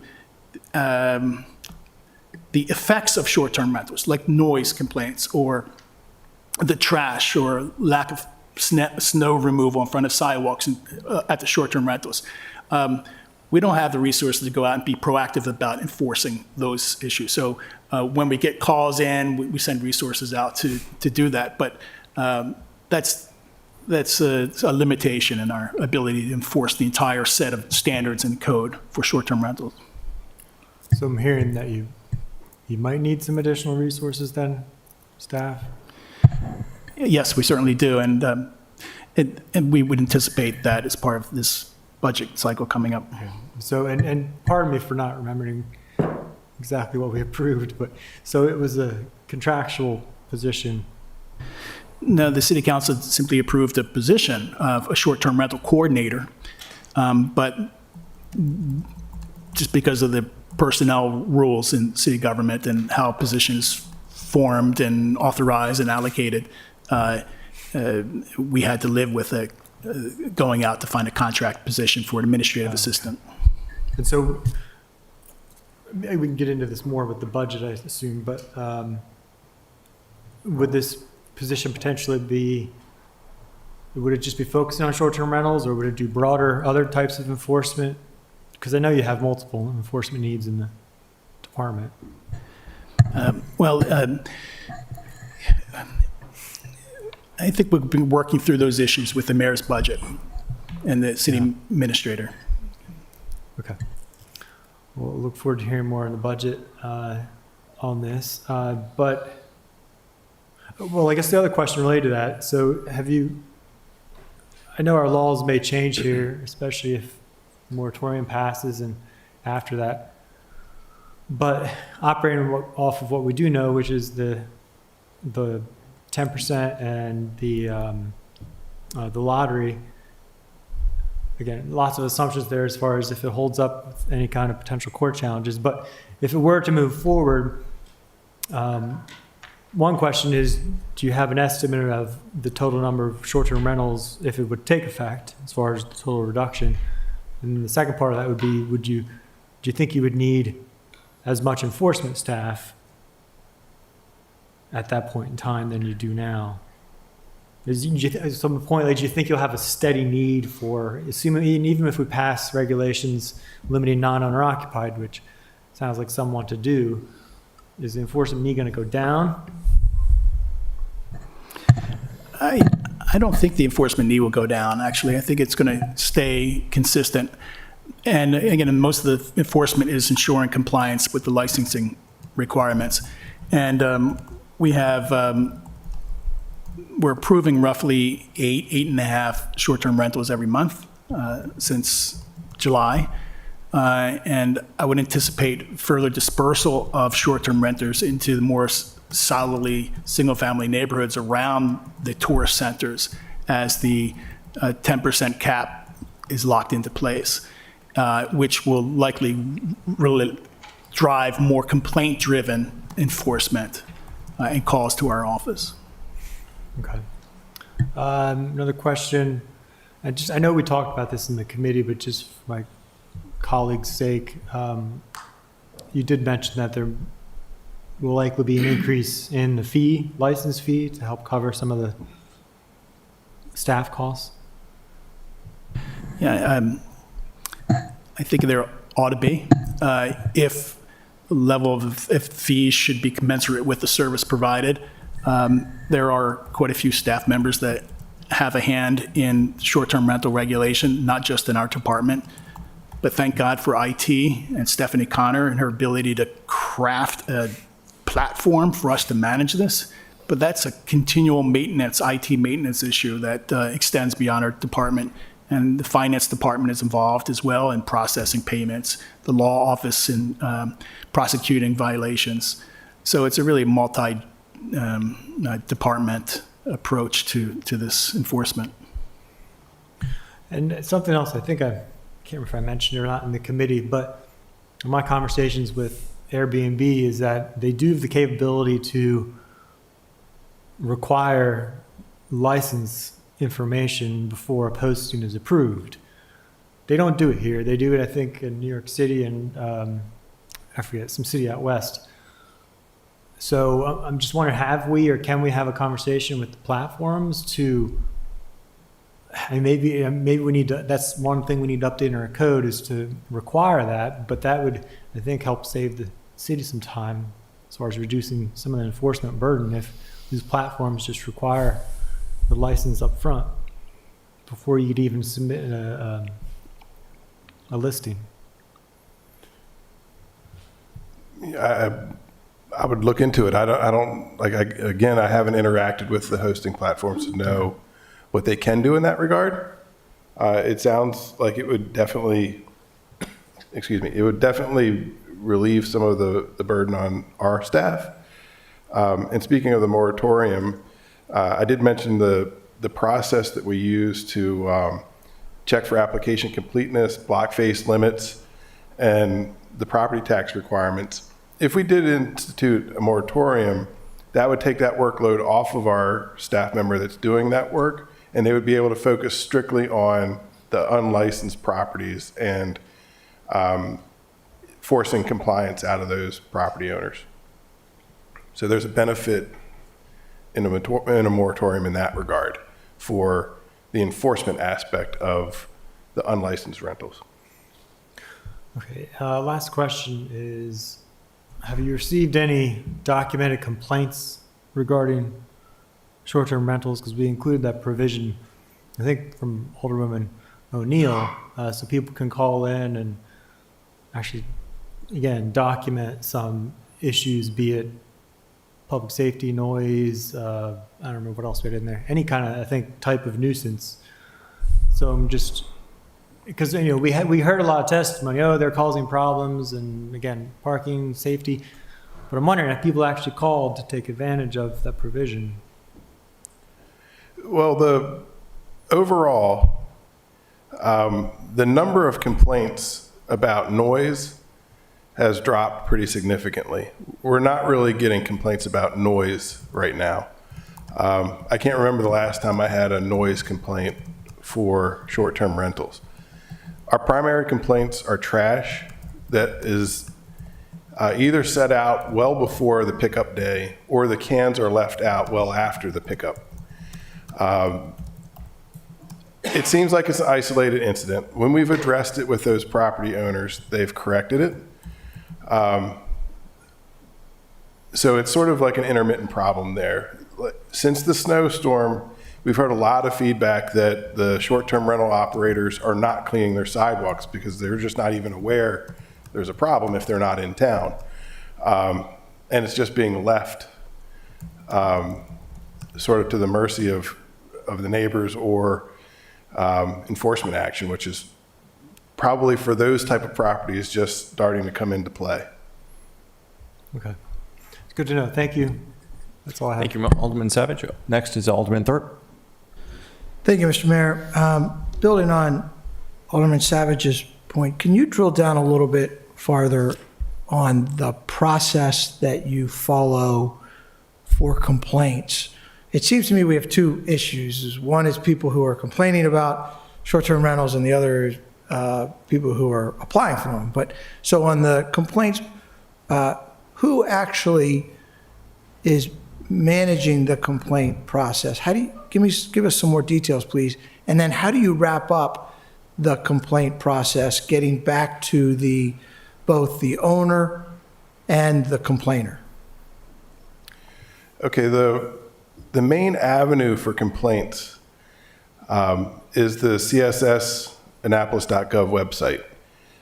You would go in to that website and you would file a reported complaint on the 311 ticket, and that gives you the opportunity to go in and choose property maintenance, and rental licensing is the violation type. The report goes in, it translates it from that portal over to our software that we're using in our office.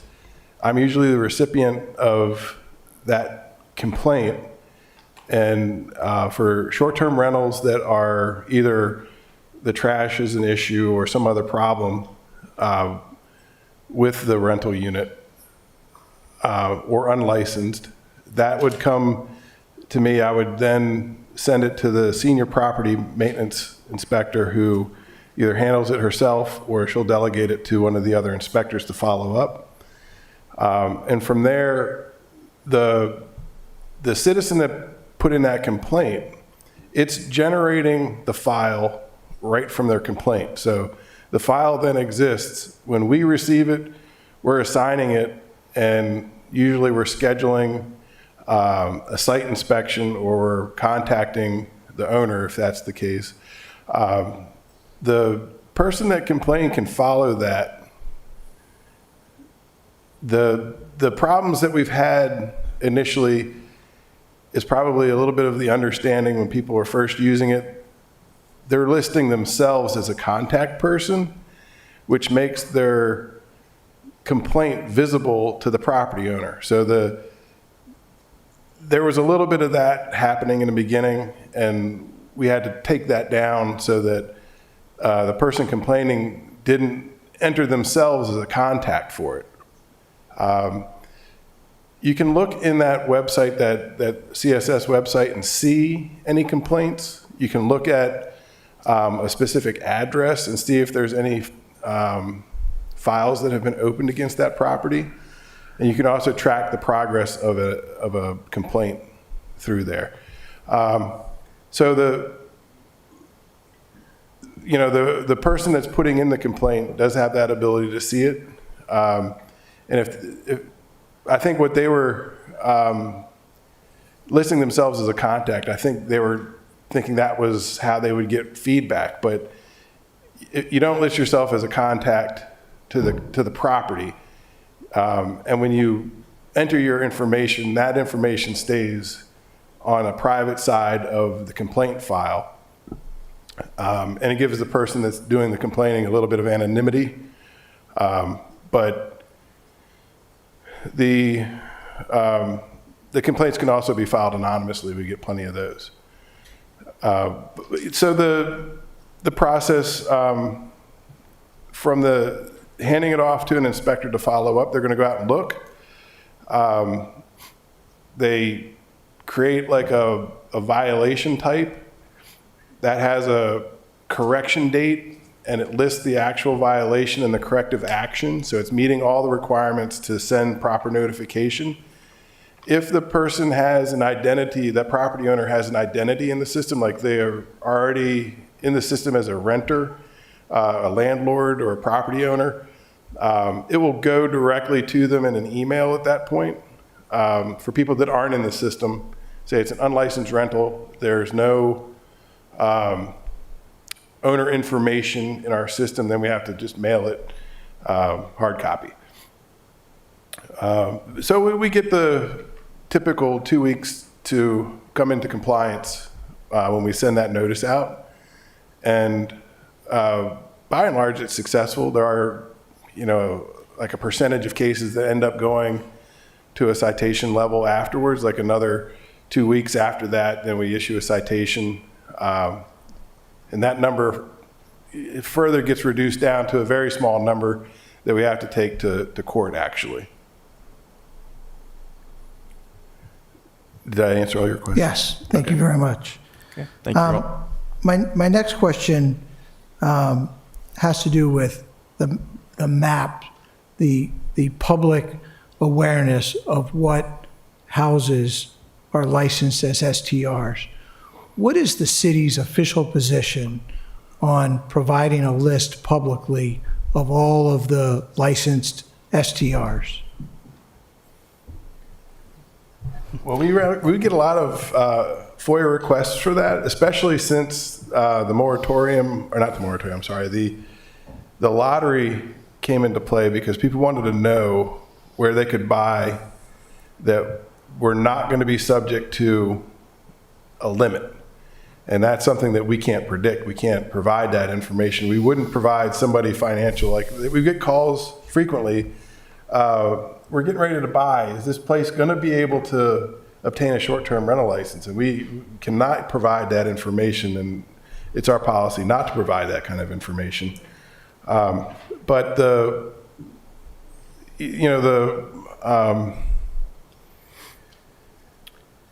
I guess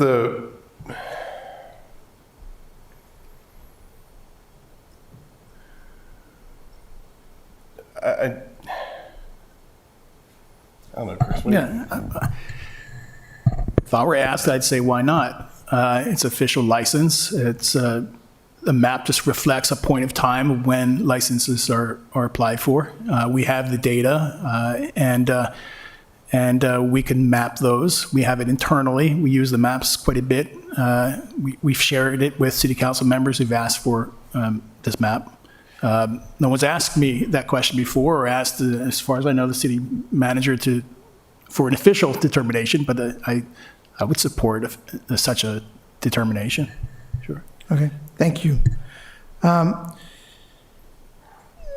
think my last question is, the code is very clear about not needing a license to have to rent your house out for short-term rental for commissioning week or the sailboat shows. It is that I am aware of silent on what those people need to do. And I understand, or let me ask a question. Are we requiring registrations for those commissioning week and sailboat? And what's the difference between a registration application and a license application? And are you ready to answer that, or are you working through that as we speak? Yeah, no, absolutely. That's pretty regular. It's been this way for quite some time. When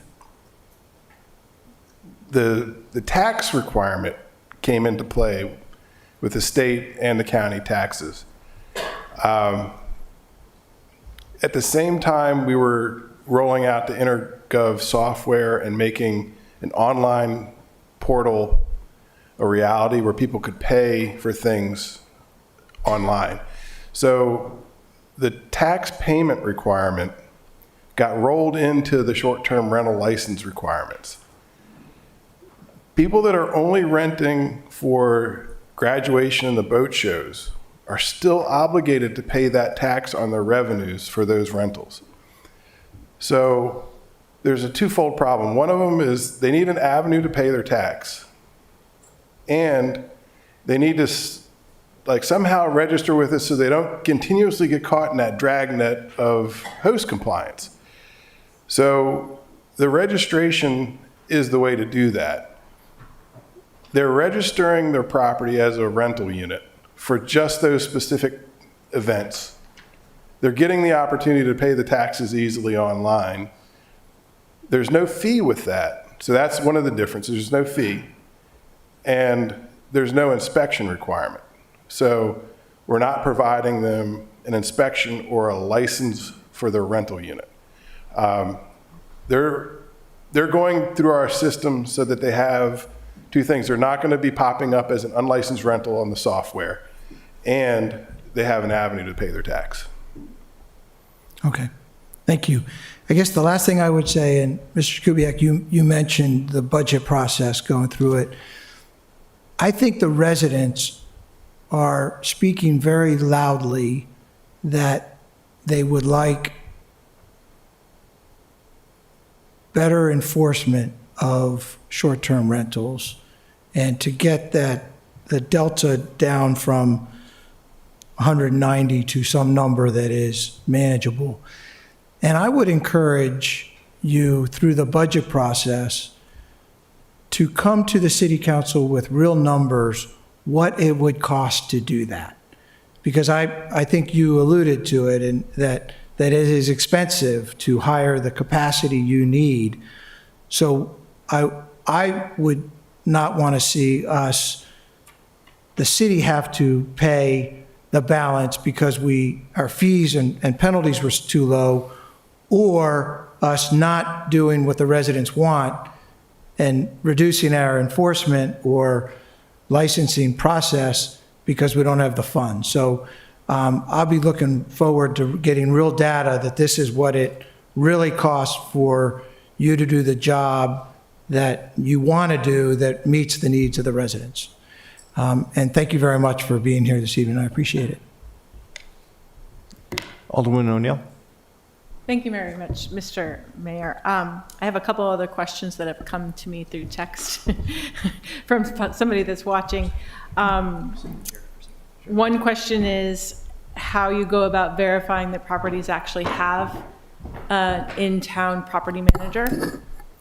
And it kind of goes along with that. The other question is, how are we verifying that owners do in fact only own one property versus creating a loophole where they are creating different LLCs to run properties when it's one person? Oh, yeah. Okay, so the application, the owner lists their address, and if they're not in Annapolis proper, like the Annapolis city, then they have to have a property manager that's located in the city. So that's all part of the application process, and it's verified by our staff that's doing the application completeness check, and it's fairly straightforward. There are times when people don't understand that requirement, or they think that because they live in an Annapolis zip code, they think they're okay. We get a lot of calls from just outside the city limits that didn't realize that they don't qualify for that. So that's something that we work through pretty routinely. As far as the enforcement component goes for only one property, that's difficult sometimes.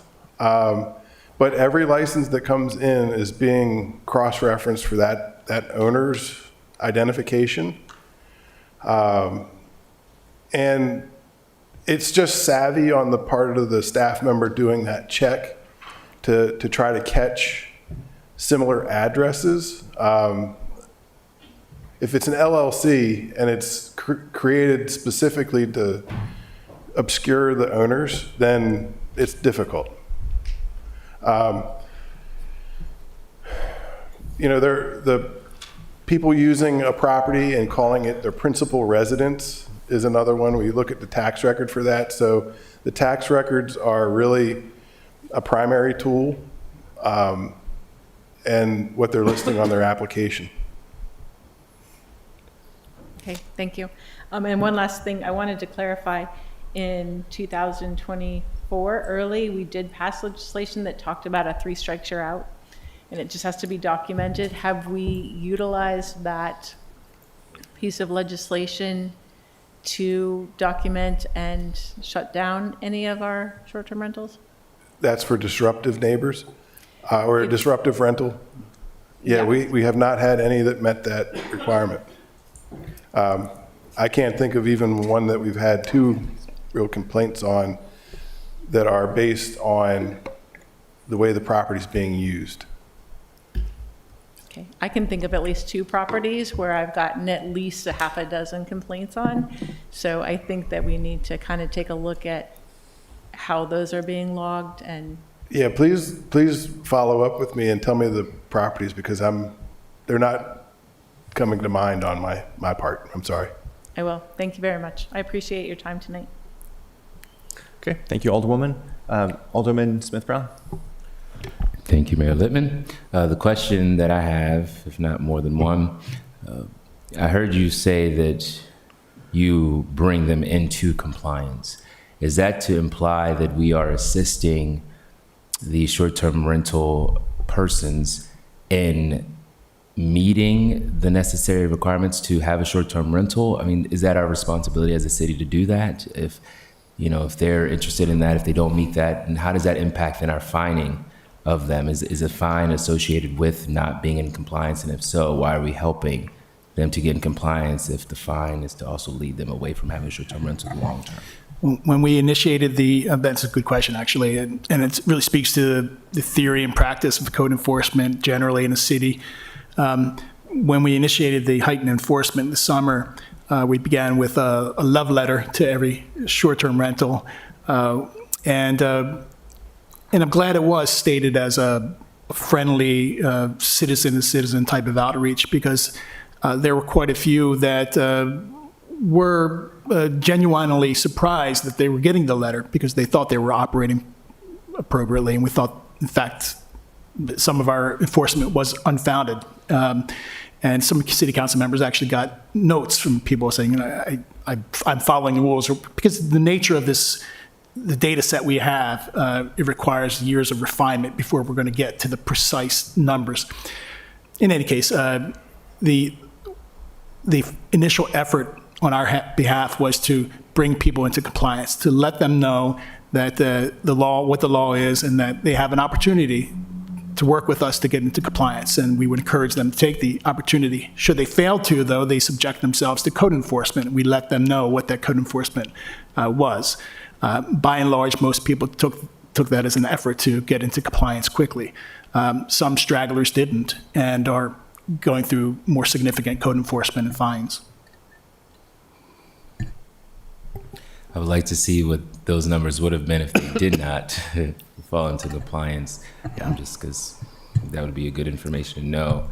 And they should appreciate that we help save them that money. And we should go even a link further to support our residents in that same front. The other question that I had is, I heard you mention this coordinator position that you all have been, I believe was passed in a previous council. Now, the moratorium, upon us passing this moratorium, would that position be, I kind of heard you say it, but would that be necessary for this upcoming year if we pass the moratorium for up to that year? Well, I think so. Because we would anticipate if there were, in fact, a moratorium, that a lot of resources would be devoted to understanding these issues and working with the council to understand the impacts of short-term rentals generally and making any improvements that were deemed necessary. But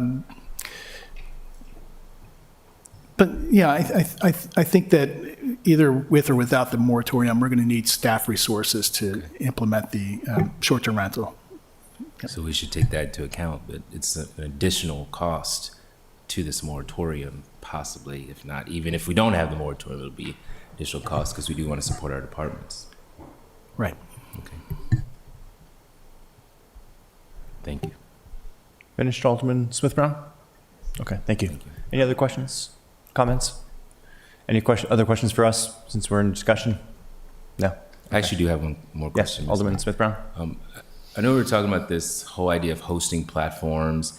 I mean, do we reach out to them and invite them to talk with it? What is the relationship, the partnership that we can have? These are major corporate people, and I think they have people on staff, when you make a phone call, set up a meeting and say, we're the city of Annapolis, the capital of the state, I don't see how we can't facilitate some type of round table with these hosting platforms, because this is a serious topic, and I think if we're trying to address it long term, we're going to need their input.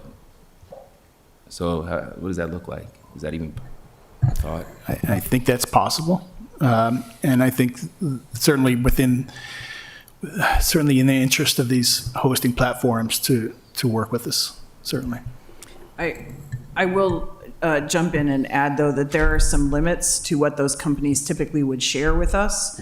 We've had a lot of interactions with a few of them about trying to get very granular data. They collect those taxes, for example, and remit them to us. And us trying to get detailed information about how much we got from which person is some of that kind of data is actually very difficult to get out of them. That's not just our experience. We've polled a lot of different jurisdictions to see if anyone else figured out what the magic words were to get that information out of them. So I think that, that question of engagement with those companies is a good one and one that we should pursue. I'll just say that for some parts of that information, that's been a more difficult relationship than it would be nice to have. Alderman Thorpe? At least one of these companies that have been named have a very aggressive government relations operation who has reached out to several members of the city council, very proudly stating they want to work with municipalities. I will pass you their information, and if you desire to reach out to them, I would be very surprised if they would turn down the invitation to create that dialogue with you. And if they do turn it down, I think many members of city council would be interested in knowing that they turned it down. Okay. Thank you, Alderman Thorpe. Thank you both, Mr. Kubiak, Mr. Manasseh, for joining us today. I think that concludes our presentation. Okay. Ms. City Attorney, will you please present the next item on the agenda? The next item on the agenda is approval of the consent calendar. Items on the consent calendar include the approval of Journal of Proceedings, which is CCM 1/12/26, the regular meeting minutes. That is the end of the consent calendar. Okay. Is there any objection to the consent calendar? Okay. Seeing none, I'd entertain a motion to approve the consent calendar. Thank you, Alderman Thorpe. Is there a second? Second. Thank you. All those in favor, say aye. Aye. Aye. Madam City Clerk, will you please take the roll instead of saying aye? Sorry. Mayor Littman. Aye. Alderman Chandler-Meyer. Aye. Alderwoman Conti. Aye. Alderman Savage. Aye. Alderman Thorpe. Aye. Alderwoman O'Neill. Aye. Alderman Smith-Brown. Aye. And Alderwoman Alsop Johnson. Aye. Thank you. Thank you. Ms. City Attorney, please present the next item on the agenda. Next item on the agenda is legislative action on first reader, beginning with ordinance 226, mooring requirements in city waters. Thank you. Is there a motion to adopt 0226 on first reader? So moved. Thank you, Alderman Smith-Brown. Is there a second? Second? Thank you. And all those in favor say aye. Aye. Any opposed, say nay. Motion carries. I refer 0226 to Environmental Matters Committee and the Port Wardens. Ms. City Attorney, please present the next item on the agenda. Excuse me, Mr. Mayor? Yes. Could I also ask that that be referred to the Maritime Advisory Board? Okay. And to the Maritime Advisory Board. Thank you. Ms. City Attorney, please present the next item on the agenda. Next item on the agenda is Resolution 426, extending the public paddlecraft rack pilot project. Okay, thank you. Is there a motion to adopt R426 on first reader? So moved. Thank you, Alderman Chandler-Meyer. Is there a second? Second. Thank you. All those in favor say aye. Aye. Any opposed, say nay. Motion carries. I refer R426 to the Finance Committee. Ms. City Attorney, yes. So moved. Or so referred. Excuse me. Ms. City Attorney, please present the next item on the agenda. Next item on the agenda is legislative action on second readers, beginning with ordinance 4125, fiscal year 2026 changes in the exempt service job classification. Okay. Is there a motion to adopt O4125 on second reader? Thank you, Alderman Thorpe. Is there a second? Second. Second. Thank you. And we'll begin discussion. I'd like to begin the discussion with a few comments. I want to begin with a simple reality. The mayor's office is functioning well, but it is operating at the outer limits of its capacity. When the office responsible for leadership, policy coordination, crisis response, and community trust is stretched too thin for too long, the risk is not just staff burnout, it is slower responsiveness, missed opportunities, reduced effectiveness for the residents we serve. I am active at the local, regional, and political levels. The mayor's office leads on communications, resident response, cross-department initiatives and issues, and community outreach. This is not symbolic work, it's daily operational leadership. However, the structure supporting this work has not evolved to match its scope. If you remove the outreach team, which plays a vital but specialized role, there are only 6 staff members directly supporting the mayor's daily operations. Supporting that role are 2 communications professionals managing crisis and emergency messaging, media relations, speechwriting, press releases, digital communications, and long-term communications strategy for major initiatives. This communication work has been long undersupported and really should have more support.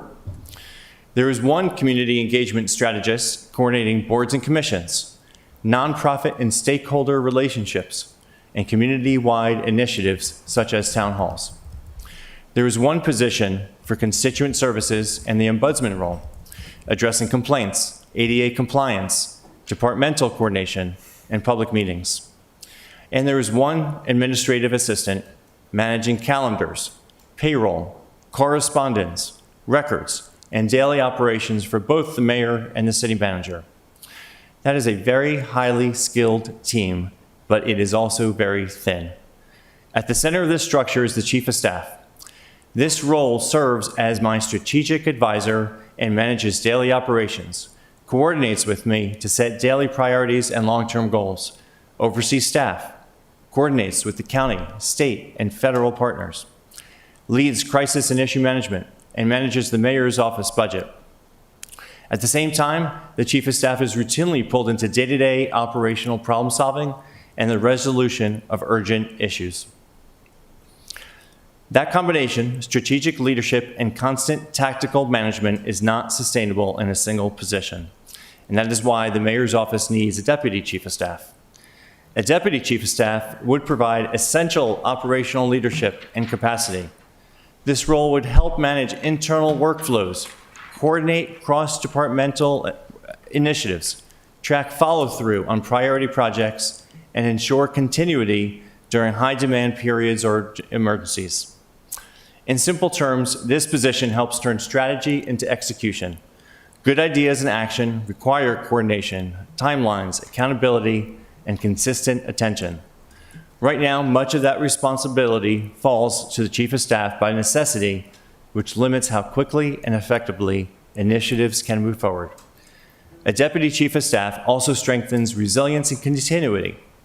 The mayor's office cannot rely on a single point of leadership at all times. When the mayor or chief of staff is engaged externally, responding to a crisis, or unavailable, there must be a trusted senior leader who can maintain momentum, manage operations, and make informed decisions. This is not redundancy, it's responsible governance. Importantly, this role is not about adding bureaucracy. It's about improving efficiency. With the deputy chief of staff handling operational coordination and internal management, the chief of staff can focus more fully on strategic planning, intergovernmental relationships, and advising the mayor. The entire office becomes more responsive and better aligned, and therefore all departments as well. As expectations for the mayor's office continue to grow, from increased constituent engagement to complex regional challenges and complex projects like City Dock, the current staffing model is no longer sufficient. The work has expanded, the expectations and demands have increased, the structure has not kept pace. Establishing a deputy chief of staff position is an investment in effectiveness, accountability, and sustainability. It ensures the mayor's office can continue to lead, respond, and serve the people of Annapolis with professionalism and responsiveness they expect and deserve. Thank you for your time and consideration. Anyone have a comment? Alderman Savage. Thank you, Mr. Mayor. So I do have some remarks, but first, I guess a question for City Attorney would be procedurally, because some of us want to make a motion to postpone, but there's already a motion on the floor for second reader. I'm looking over at the city clerk over there. Yeah, you can postpone if there's a motion on the floor, because that kind of trumps your first motion. So you don't have to vote down the motion, you can just do a motion to postpone in You can just between? do a motion to postpone. Okay, and then if that fails, they go back automatically Yeah, to we're right second back on reader? second reader with the second. Okay, well, if that's the case, I guess I move to postpone for 30 days. I'm sorry, I don't have the exact date. Could I suggest if you're going to make that motion, that you do it to a specific council meeting, like the 23rd, February 23rd meeting? Yes. Yeah, that'd be fine. Okay, so the motion is to postpone to February Postpone 23rd. to February 23rd. Okay, is there a second? Second. Okay, any discussion? Alderman Schneidermeyer actually beat you to it. I'll let the alderman who made the first motion go first. I'll yield to. Very good. Alderman Savage. Thank you, Mr. Mayor. So I want to speak in support of postponement because there's still some fundamental questions that haven't been answered, and I don't see a compelling reason to rush permanent structural change tonight. We only received the presentation from Chief of Staff last week, and unfortunately, I wasn't able to make the committee meeting because we had a town hall. But I have actual draft amendments I'm working on. It's not an effort to sabotage or anything like that. I have concrete amendments I'm working to address my concerns. I'm just asking for courtesy to try to get them resolved for the sake of unity. So before I get to some of my list of concerns, I think the first big question is establishing need. Why must this be done? And based on what I'm hearing, it's primarily a workload issue. And if that's the case, I think we need to dig into a few things. One, I think we need to determine, first of all, if the position is doing things that it really shouldn't be doing. Based on the list of duties provided, this is objectively the case. The Chief of Staff is proposing and listing tasks that are required by our charter to be done by the administrative branch, the city manager. If we free up those duties from the Chief of Staff, perhaps they'll have more time to address some of their more essential duties, priority duties from the mayor. Next thing is to look at if the position can delegate tasks. There are 14 other staff persons in the mayor's office, not even counting the city manager's office. So let's determine exactly what tasks the Chief of Staff needs help with and see if that can be handled by other staff. Those are two things that we can certainly get some more data on before pushing through this vote. And I really think it's just a basic analysis that we should be doing before we justify $150,000 or whatever it is. So once we establish that need and determine the position is warranted, my concern boils down to four things. It'd be potential charter violations is the first one. Second is it weakens the connection between the mayor and the council. Third is financial, and the fourth is just fairness. So digging into those a little bit, first one's charter violations. In my view, these positions potentially violate the charter, again, by assigning duties to the executive branch that are specifically assigned to the city manager's administrative branch. We're obligated, when we took an oath of office, to uphold the charter. And again, I have amendments specifically to address this concern. But more time is needed so we can collaborate and share them with everybody. Two, this weakens the connection between the mayor and the council. Having someone designated as the council liaison threatens to weaken the mayor's charter role as chair of the council at a time when I would argue that role has been given a back seat because I think the mayor understandably has other priorities with the transition. But this is addressable, again, by amendment if we have time. Third thing is financial issues. I think I'll let some others speak to that, but I do share concerns about the proposed pay grade compared to the other positions in that office. Fourth is fairness. I'm not doubting that the chief of staff is overwhelmed and works 60, 80 hours a week, but frankly, join the club. Especially those of us who have two jobs, easily approach 60 hours, sometimes 80 hours a week. I spent most of my Sunday working on these kind of issues. And so what makes the council unique is that we don't have our own direct staff.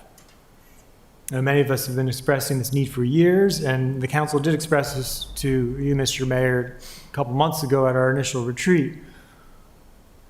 And so, but where's the urgency to address our staffing needs and reduce our workloads? And there's been no proposal to address these needs, no dialogue about balance, only executive branch expansion. Each branch should be given fair assessment, and that can't happen until the budget process.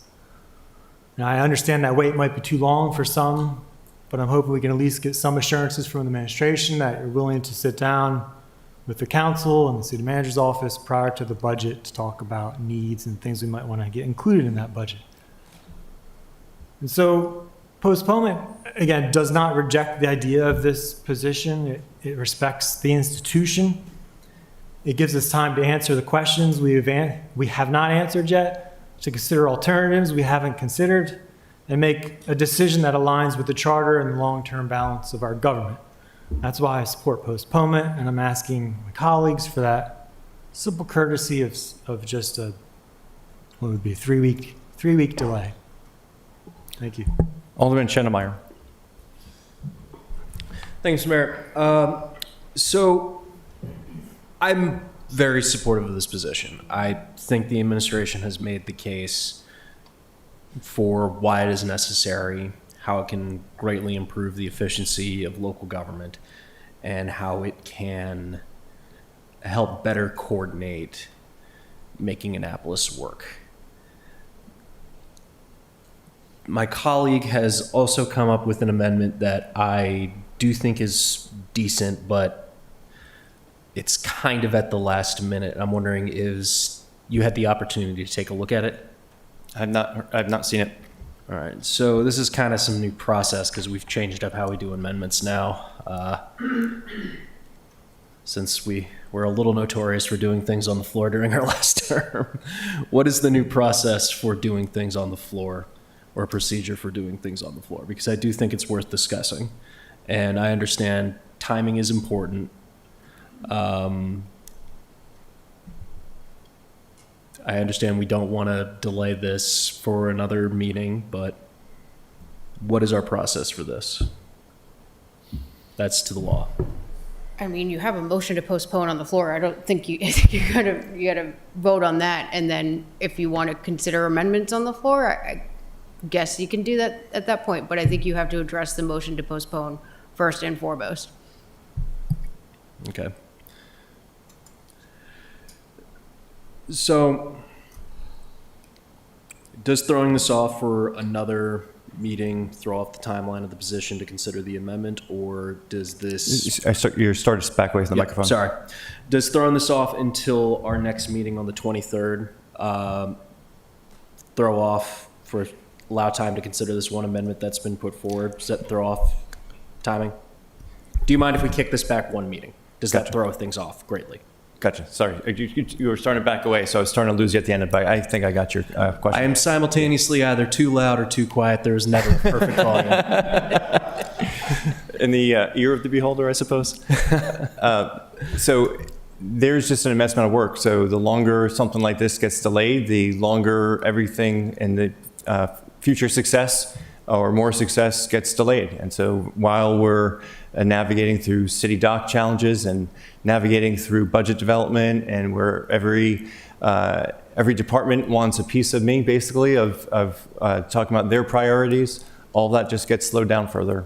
There's just 1,000,001 priorities. I can go through my calendar. I wish it would be that simple. Typical week, starting at between 8:30 every day, going till 9 o'clock every night, And someone, when you go from meeting to meeting for 12 hours, you need somebody there to support and prepare and schedule the next weeks and continue. And so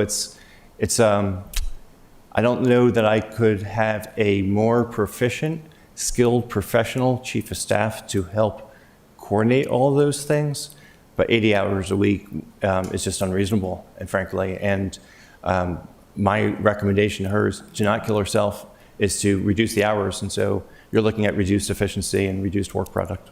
So a delay does have significant impact on operations. When the position is posted, can we have significant say in the overall description? Because I do think in the amendment posted, there are some very reasonable requests put forward, but again, I do think that we need to move on getting this position pushed. Yeah, thank you. So this is a at-will person, so it's like the process for hiring somebody in the mayor's office. It's not a open position that will be solicited. I'd be more than happy to engage each council member with the person before making an offer to gauge acceptance of that individual. All right. So I understand that may not quell all of my colleagues' concerns fully, but I do hope that at least calms some of them. Thank you. Thank you, Alderman Schandemeyer. Any other? Alderwoman O'Neill. Thank you very much, Mr. Mayor. I first and foremost want to say that I understand working long hours as a person who regularly has more than one job and works those long hours. I get that. And it has nothing, my hesitation for supporting this ordinance has nothing to do with the person who's currently doing the job and the job that they're doing. My biggest hesitation are twofold. One, we haven't received a job description. It concerns me that HR was able to assign a classification level to it without a job description. You and I have talked offline about the lack of job description, and what was written really concerns me that it does put a layer between the mayor and the council where we're supposed to be a team. So that does concern me, and that is one of the reasons why I would ask for a postponement, even if it's until the 23rd, so that we can get a job description in order to say, yes, in fact, we want this position, it makes sense for this position. Because otherwise we are okaying a job and we have no idea what that person is going to be doing.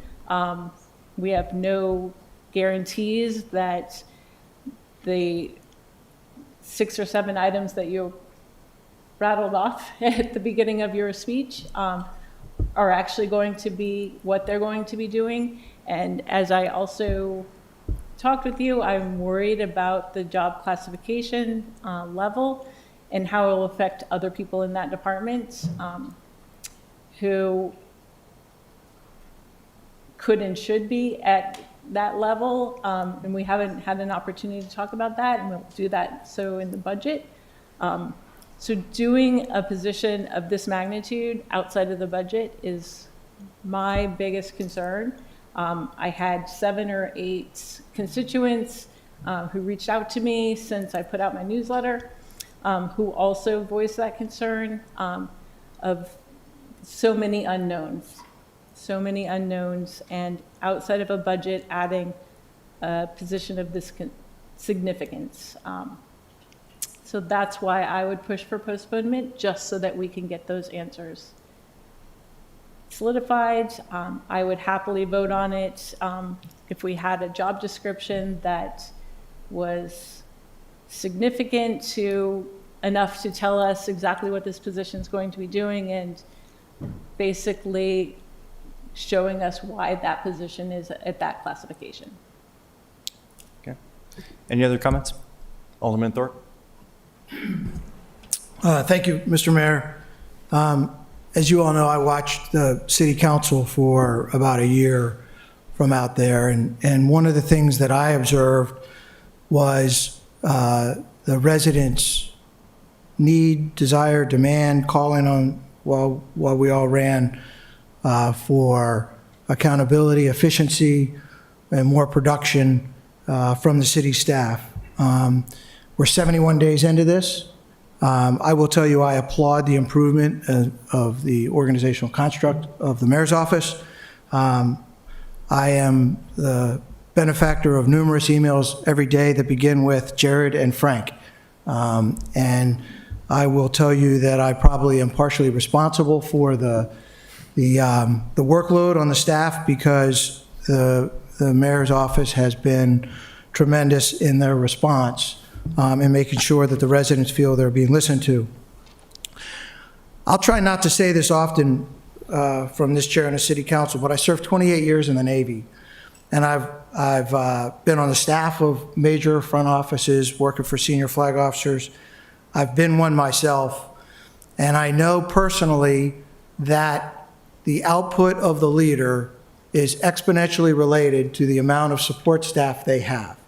And it is clear to me that the mayor's office does not currently have the staff, the capacity they have. I also will say I have the benefit of observing closely enough that it's not their performance, it's their capacity. I also want to say that I am very conscious of the number of people on city staff. I get it. Like Alderwoman O'Neill, I've had that discussion with residents, and I am beyond confident that the addition of this staff member is well worth the added capacity at this point. And I think the sense of urgency is tremendous. Again, we're already 71 days into this. We're already, as you said, you're starting to dive into some of these bigger issues that take strategic insight, strategic work. So I look at this as we have a choice. We can continue to discuss this and limit the output of the mayor's office, or we can move forward with the trust and confidence of the CEO's recommendation that you need this added capacity. I am heartened by the brief that your chief of staff gave of the focus on the support of the city council. I don't see that as a layer in between us. That's not your leadership style. And I personally don't fear that. I do tremendously respect Alderman Savage and Alderwoman O'Neill's concern. But I personally think, and I would encourage the council to act on this tonight, in that the mayor has spoken that he needs this added capacity. This isn't about power and politics. It's not about my worry that the city council, of which you are a member, is going to have diminished power. And if that does happen, I think there are ways that the aldermen and alderwomen on the council can address that. I have a tremendous sense of urgency, as I think you do, as I think the council does, on getting this done. I would say, I'd like to quote Colin Powell on leadership. And he often said that a true leader is one who knows when you have enough information to make the decision. And you make it a day late or a day too soon, and it causes problems. I don't see what a delay is going to get us.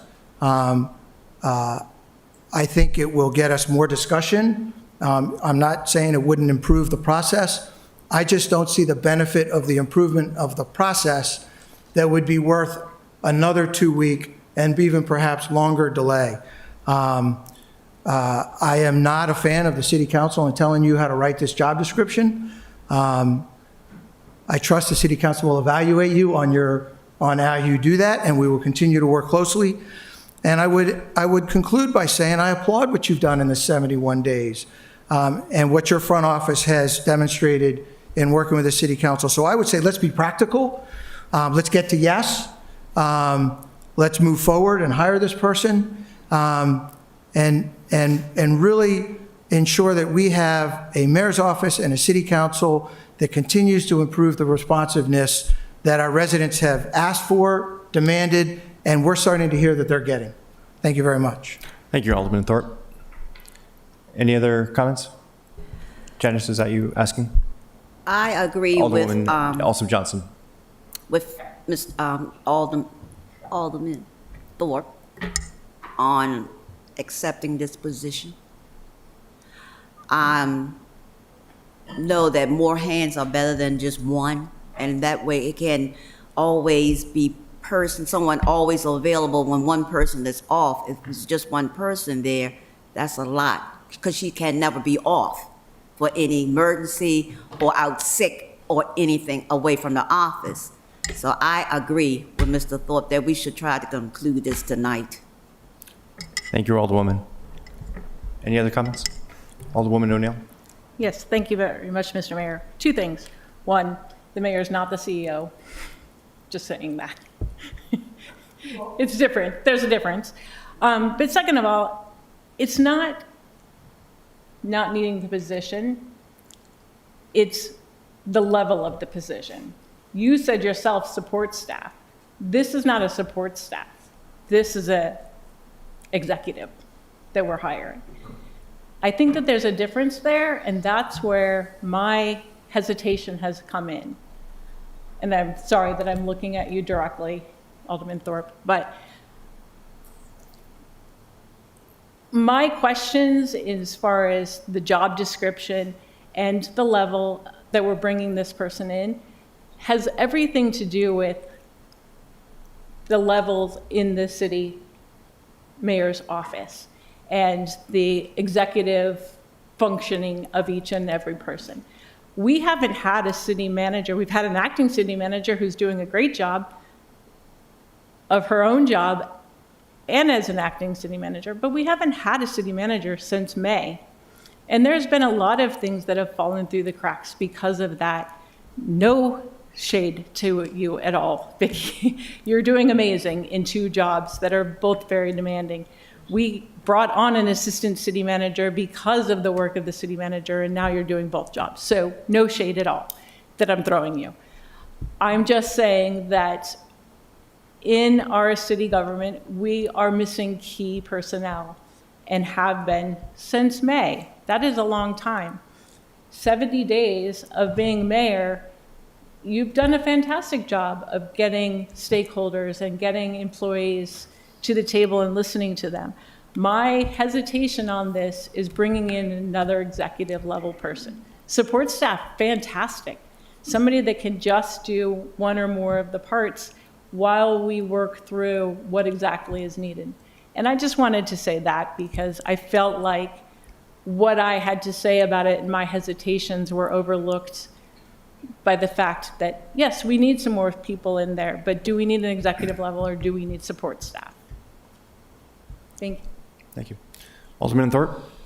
Yeah, if I could just address it, and thank you. I mean, I had no problem with you looking at me. I mean, this is good, right? We're all in this together. My point about the mayor being the CEO, that's kind of how I look at it in our form of government. The entire city staff works for the mayor, and I look at the mayor, and this is not me thinking this has been a lot of discussions as I learned what the role of a city council member is the mayor is truly the person who is the chief executive of the organization. Whether that stands the scrutiny of the city attorney, I don't want to go there. The mayor is the chief executive officer of the city of Annapolis, so he is the CEO. That's in the charter. Yeah. So, but even, I wasn't going to go there because I think the charter can be used to argue for this position or against this position, as Alderman Savage has talked a lot about. But so just as a point of clarification, that's where I came from.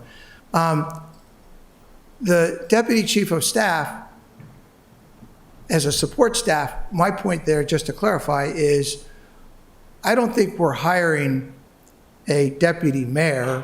I don't think the chief of staff is the deputy mayor.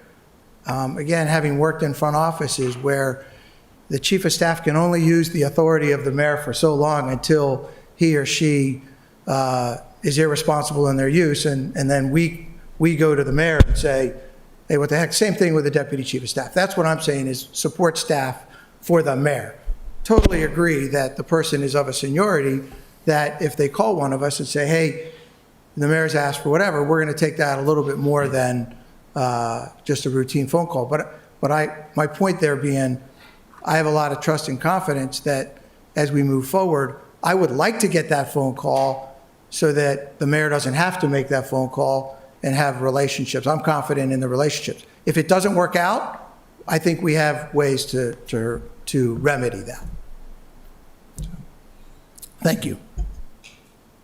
Okay. Alderman Smith-Brown. All right. So to address maybe some of the concerns, that I know have been asked about fiscal responsibility. Do you mind just sharing with other people exactly, maybe if they haven't looked at the fiscal impact report, what this will look like, why we are in a good position to find someone to fill this position, and how even long-term it wouldn't necessarily set us back? Just if you can give that context for some who may be wondering. Sure. So the Human Resources Department assigns the category based on the job responsibilities. The range, as you know, is quite broad, and that's not my doing. That's from HR, and frankly, that's from the class and comp provisions that the previous council approved. And so they approved these wide bands. So this could range from anywhere from 86,000. Don't quote me exactly, but directionally I'm accurate. 86,000 to 160,000. The reality is somewhere in the middle tends to be the most likely of the positions. The city manager will tell you over and over again, she never likes to hire on the high end because she likes to leave room for improvement.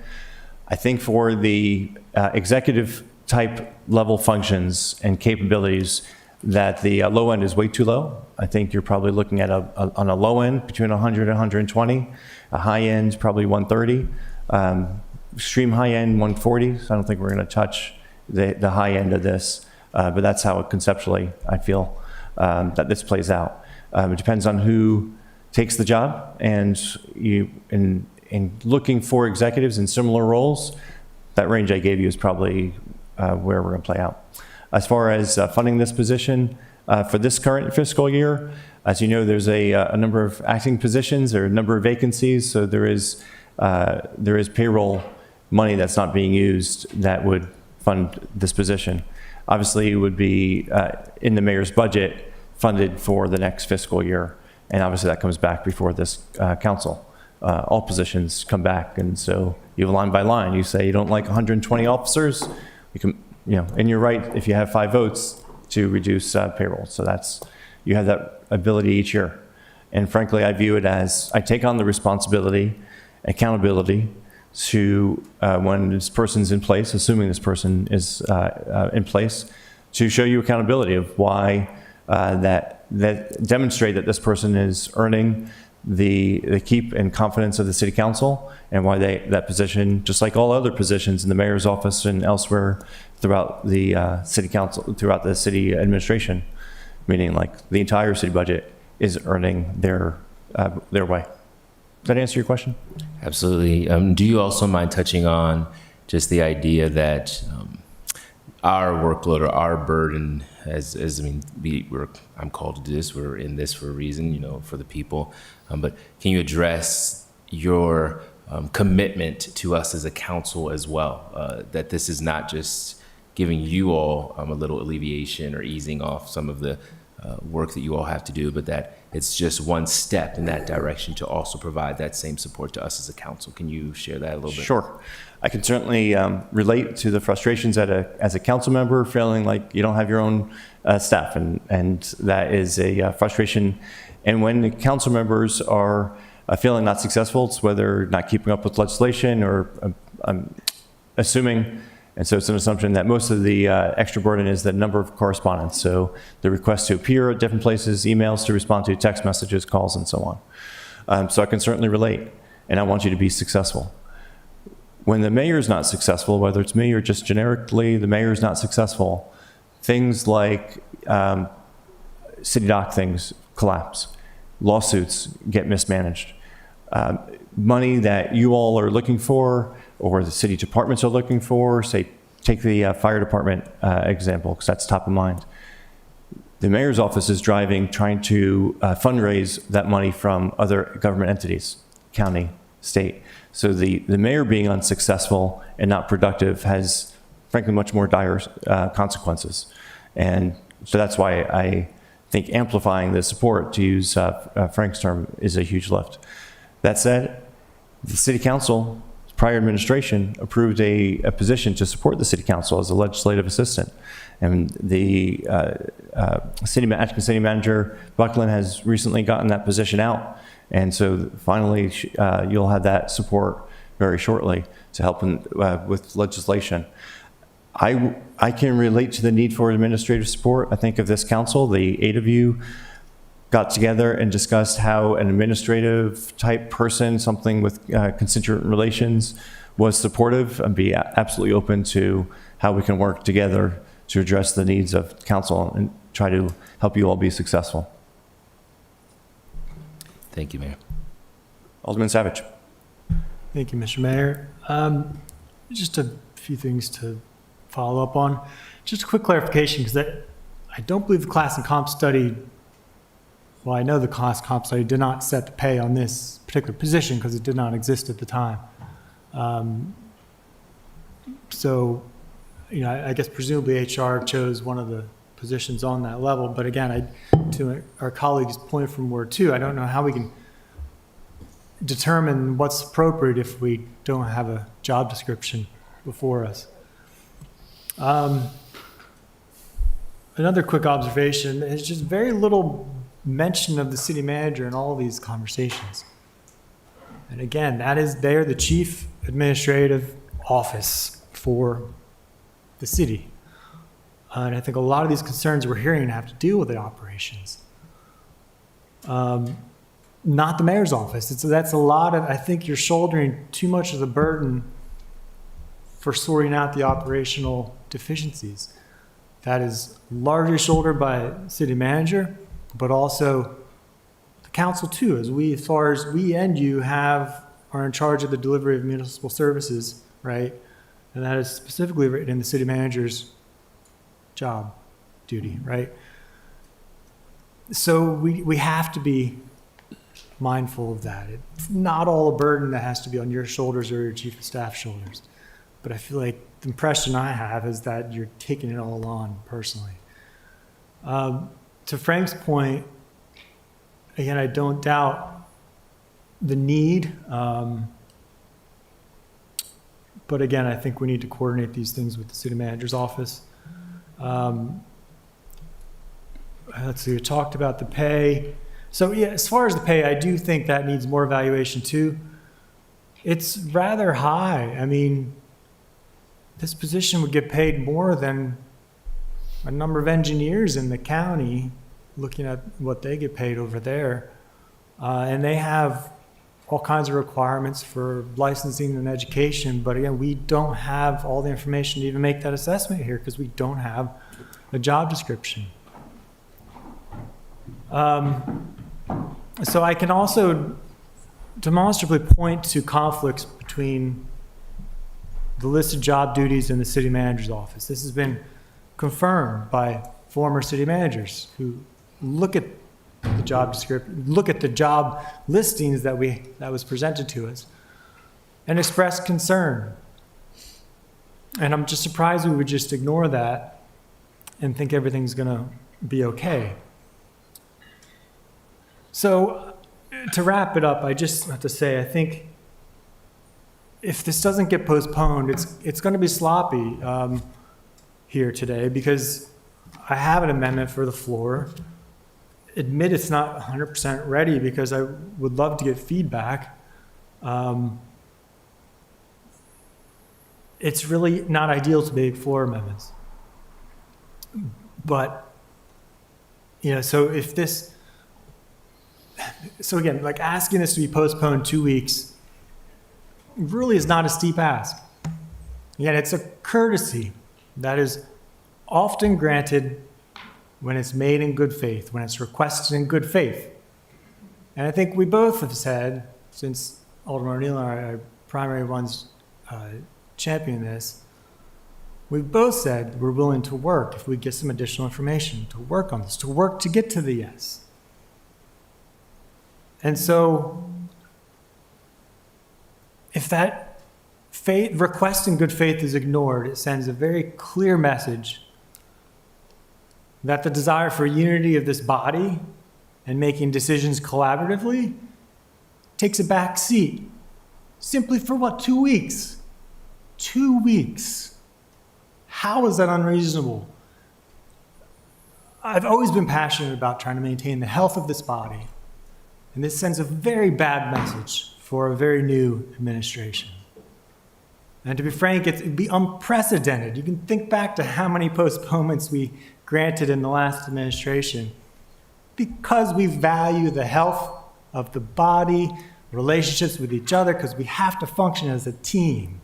We're going to get in political fights, but we have to still function as a team and give each other that courtesy when we ask for such things in good faith. And so, again, I ask you please respect our request for a delay so we can get on board and get comfortable with this proposal. Any other comments? Okay, I've got a few to respond to what I heard. Number one, much discussion about separation of powers and the responsibilities of the city manager versus the responsibilities of the mayor, let alone a chief of staff or a deputy chief of staff. All those powers are very well delineated in the city code and charter. This addition of the position wouldn't have the ability to change those powers. There's no intrusion of separation of powers. That's perfectly clear from where the current city code and charter state what the city manager does, what the mayor's office does.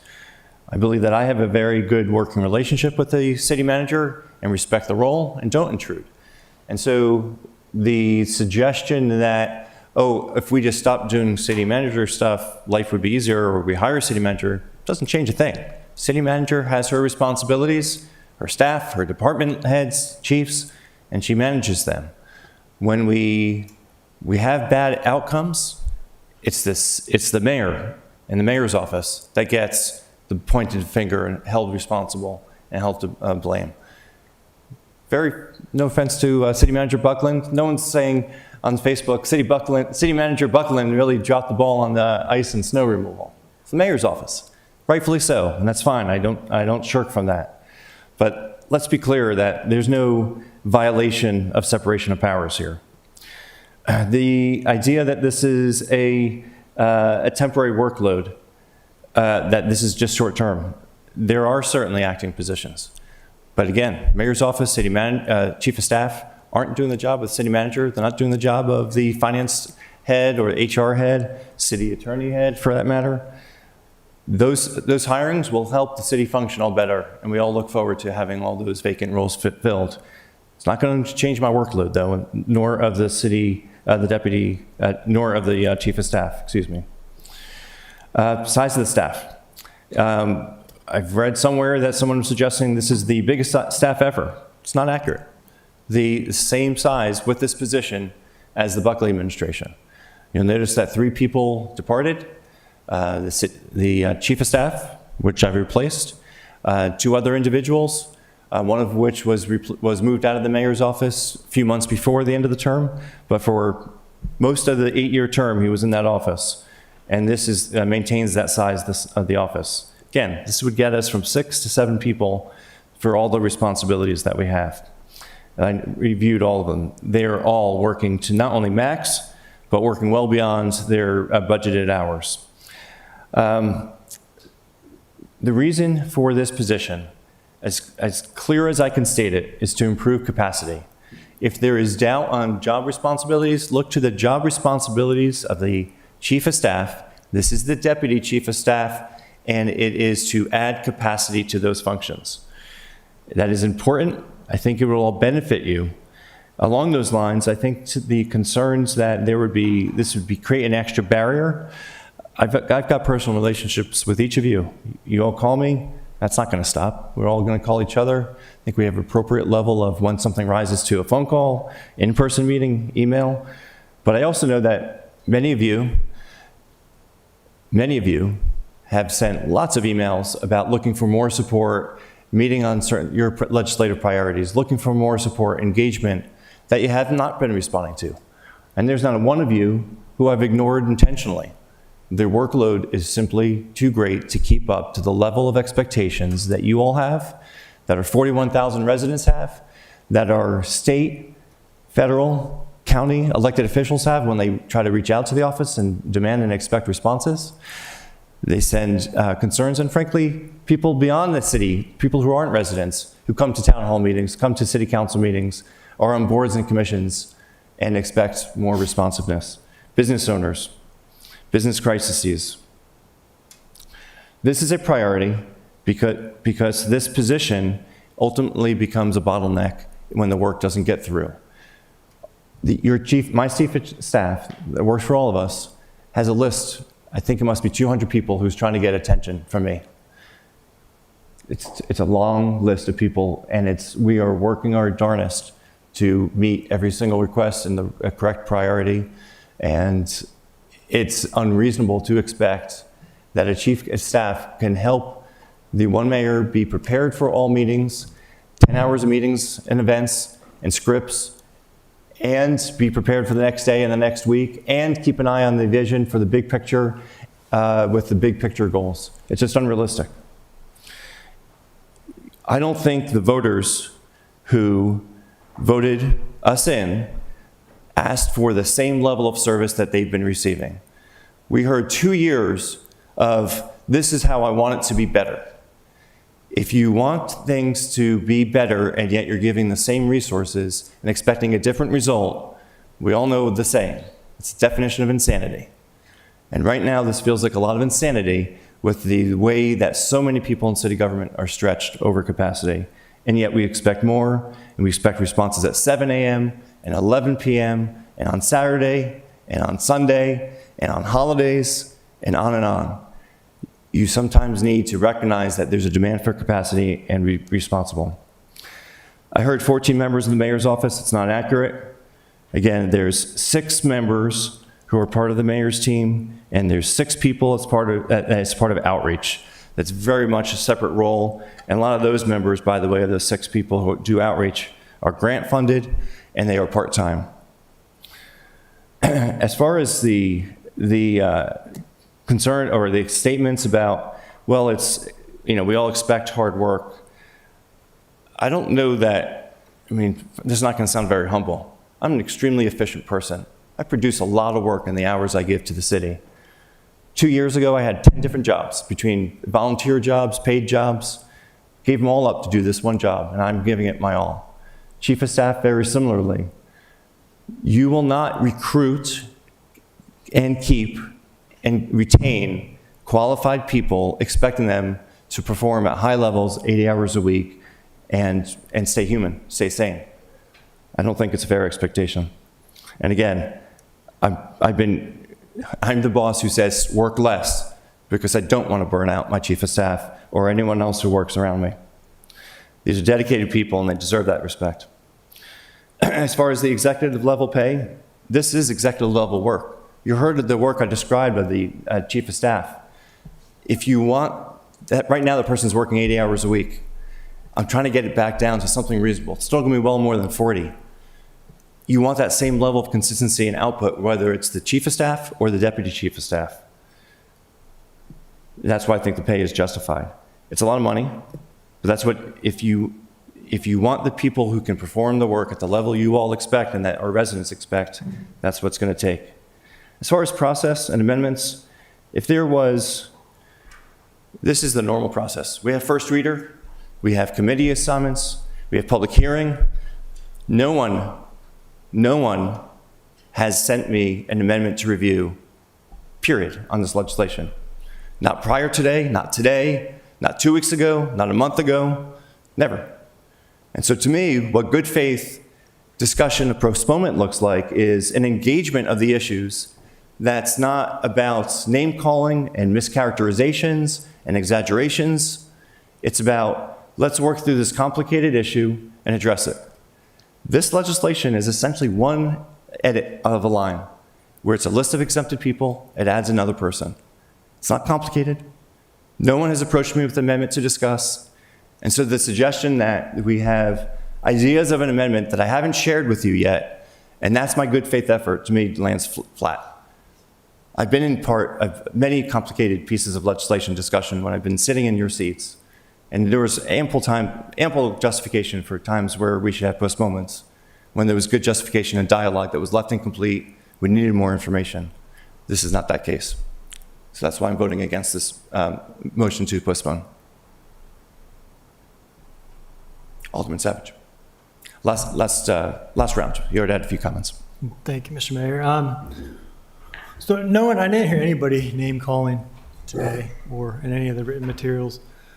As far as amendments, this is something I've been started working on, I think after we got the presentation from Rules and Government. Again, I would have been there if it wasn't for our town hall. That's not a lot of time to work on amendments and to get the word out there. I was hoping, again, that folks would just postpone to give more time. But, I'll just leave with one thing. I mean, again, I've mentioned this to you before in different contexts, but your whole slogan is listen, unite, do. But if you can't even grant a 2-week delay to help build that unity, then you might as well just strike unity from your entire slogan. It's a very, very easy, reasonable request for 2 weeks. If you feel like I'm not in good faith with the amendment, so be it. You'll still get the vote in 2 weeks. But I just think it's completely against what the entire theme of the campaign, the person and the candidate that I supported, to be completely ignoring a reasonable request like this. Okay. Any other comments? Alderman Smith-Brown. Okay, this is some serious business right here, y'all. I do just want to emphasize that let's not overlook that employment in our city. There's been a lot of issues brought forth, and I think that they also need to be addressed. I just want to make a mention, with all that we've heard from the cases brought forth, the public testimony. I just want to acknowledge those people who said that there are some issues that need to be resolved in just employment in general in our city, particularly with the implied racial discrimination, et cetera. So I just want to make that comment, and then I want to call the vote if we can. I move to call that vote. Thank you. Okay. All those in favor of the motion to postpone to February 23rd, say aye. Aye. Aye. All those against, say nay. Nay. Nay. Okay. I don't think we need a roll call. The motion fails. Roll call on that? Have one? Littman. Nay. Alderman Chandemeyer. Nay. I'm sorry, Alderman McConkey. Are we ruling on this thing? Voting whether you want to postpone or not. A yes vote would postpone. A no vote does not Yes. postpone. What was the answer? Yes. You said yes. Alderman Savage. Aye. Alderman Thorpe. Nay. Alderwoman O'Neill. Aye. Alderman Smith-Brown.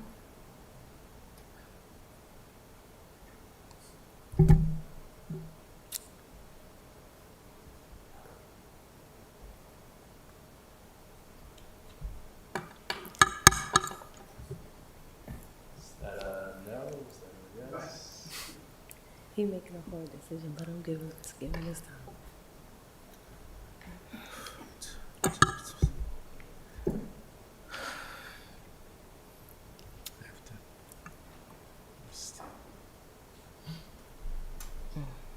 I'm abstaining.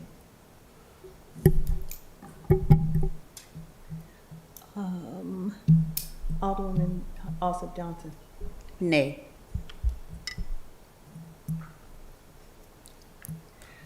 The motion is defeated.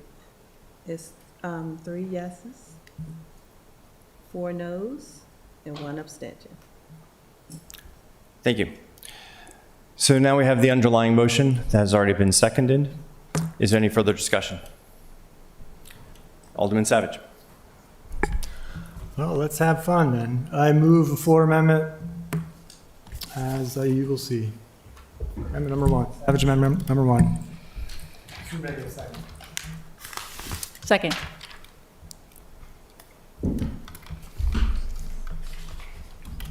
Thanks, sir.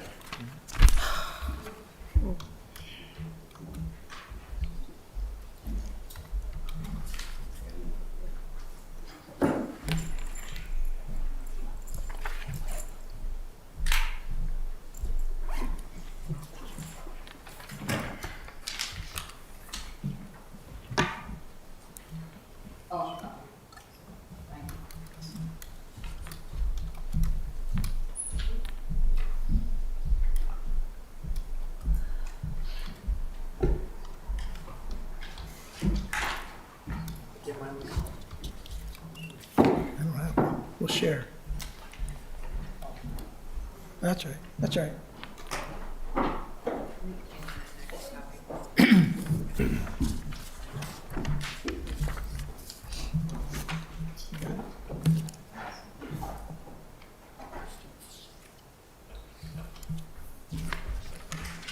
So, just to give a description on this, basically, if you look at this would add text to at the end of the legislation.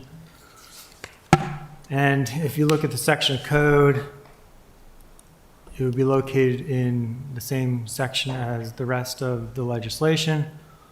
And so it would be in, sorry, just looking this up. Let's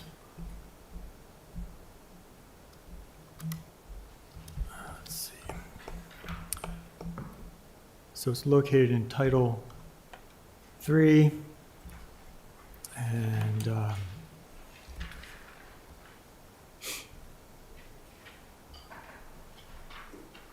okay, sorry, here we go. So Chapter 3.08, exempt service. It'd be at the very end of that section of code. Create a new section, and it would be a section establishing the duties and limitations for Chief of Staff and Deputy Chief of Staff. And so it starts off on the first page with a purpose, which I don't think is too divisive.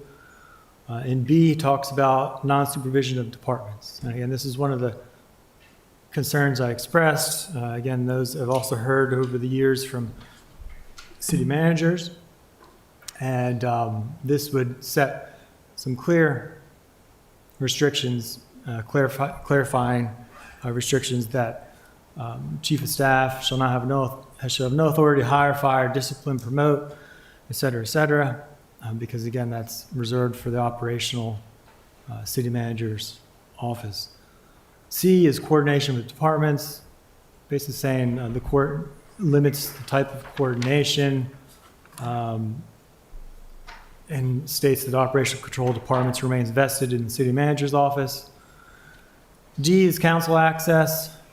There's nothing in this section, let's see, should be construed to require council members to communicate with the mayor only through the chief of staff or deputy chief of staff.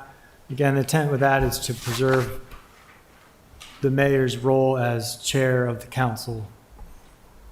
In E, we have intergovernmental representation, and that just establishes some clarity on that to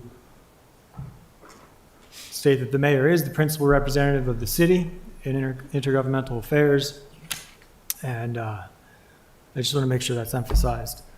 In F, prohibited duties, lists things like prohibiting procurement authority, which my understanding has been a problem in other jurisdictions, so I thought it'd be good to put in here. Prohibits some of the personnel conflict that's outside the mayor's office, prohibits direct day-to-day departmental, directing day-to-day department operations.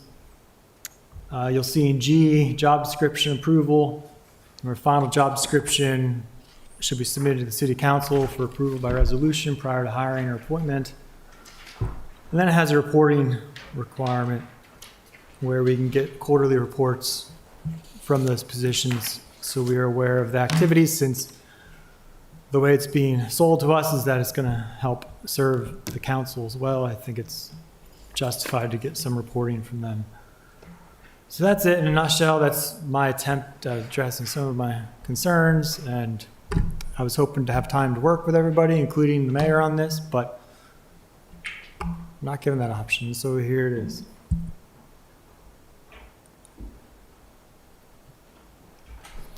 Any discussion? Alderman Schneidermeyer. Thank you, Mr. Mayor. So on a surface level reading, I think a lot of this sounds reasonable, but I do think we should be hearing from our chief of staff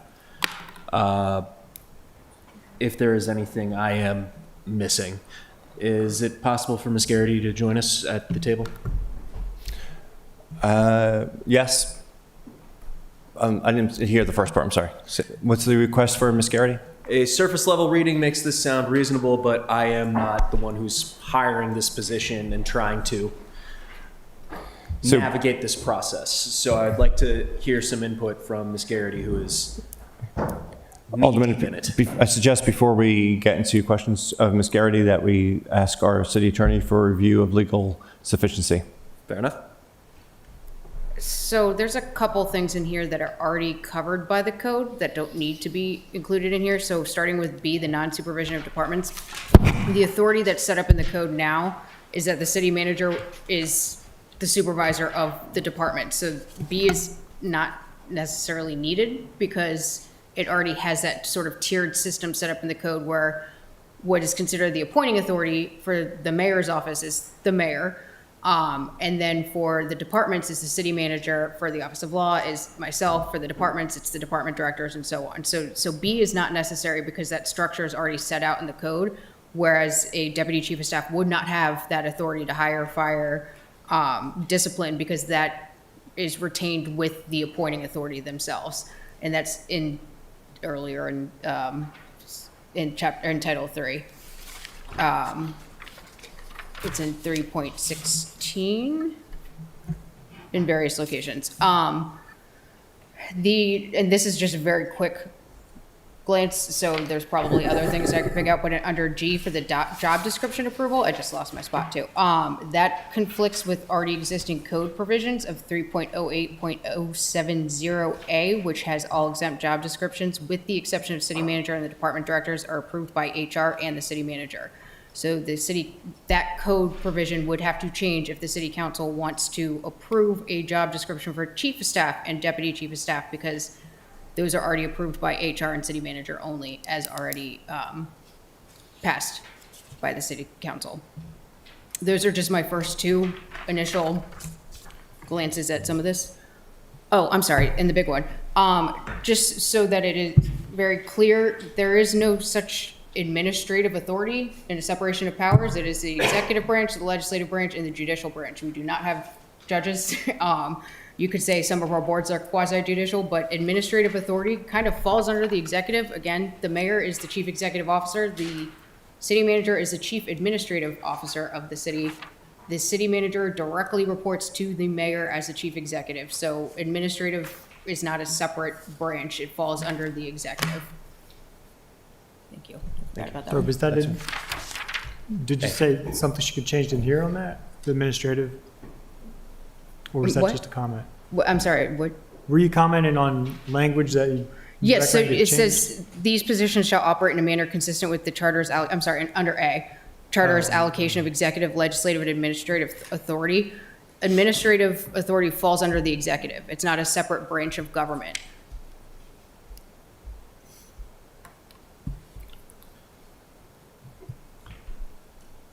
Okay, yeah, it's not saying that it's separate here, it's just saying the policy shall operate in a manner consistent with the charter's allocation of those duties. But the allocation of those duties, or the city manager is a direct report to the mayor as the chief executive. So the city manager is subordinate to the mayor in that regard. The city manager's administrative authority is technically enveloped by the mayor's executive authority. It's almost one and the same. Or part and parcel, I guess, is a better way to phrase it. Well, I don't see harm in mentioning that, though, the different types of authorities, because it does specifically say in the code that chief administration is handled by, But it also specifically City says manager's that the office. city manager has, the mayor has direct supervision over the city manager. right.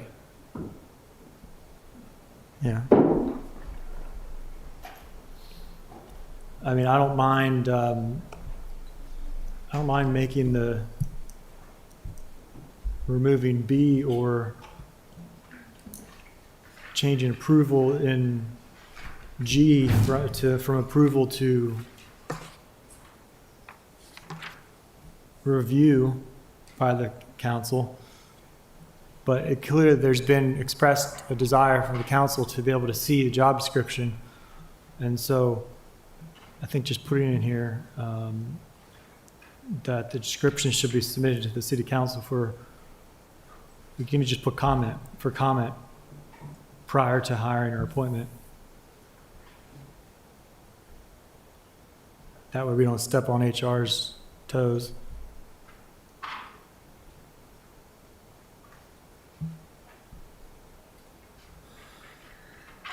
Okay, Alderman Thorpe? Thank you, Mr. Mayor. I guess before I make my comments, I really want to address Alderman Savage directly and ask that none of this be taken personal. I think we can have a good Remember, conversation. we don't address councilpersons directly, we do address the mayor. I'm sorry? We don't address councilpersons directly in meetings. We really just make sure that we're addressing it as directly toward the mayor, just so that there isn't any type of tension or anything like that, hostilities. Just more so refer your comments and questions to the mayor, if that's okay that I made that mention, Mr. Mayor. Okay, that's fair. I mean, my point is I think we can have a good discussion about this legislation without questioning each other's intent or whatever. And that's my overarching thing, because I think we've got a great body here that we want to continue to work together in a very cordial and professional way, and we should be able to agree to disagree. So with that said, before we go line by line through this document, I'm trying to figure out how these amendments improve the job description of the deputy chief of staff. And I'm struck with, I think it goes back to, and I think the mayor alluded to it, the challenge between the alderpersons and the role of the mayor. That there's a lot of it that I think could be misconstrued by some in the future to delay efforts from moving forward because there's legislation, and I'll just pick one at random. The chief of staff, deputy chief of staff shall not condition, limit, or filter council access to the information or staff. And I would not want somebody in a meeting to go, point of order, legislation says you can't do that, or whatever. I mean, and then finally, I would say, to me, organizationally, it's unheard of to require, for the city council to require quarterly written reports by the mayor's chief of staff. So I guess before we go line by line, I'd like to take a step back and I'm not sure under Robert's Rules of Order how to do this, but we could spend hours debating this, and then still disapprove it. I mean, but if that's the intent, I guess that's what we have to do from a legislative body standpoint is go through amendments and then vote at the end. But I'm under my review of this, I'm trying to figure out what problem we're trying to solve with it. Mr. Mayor. Thank you.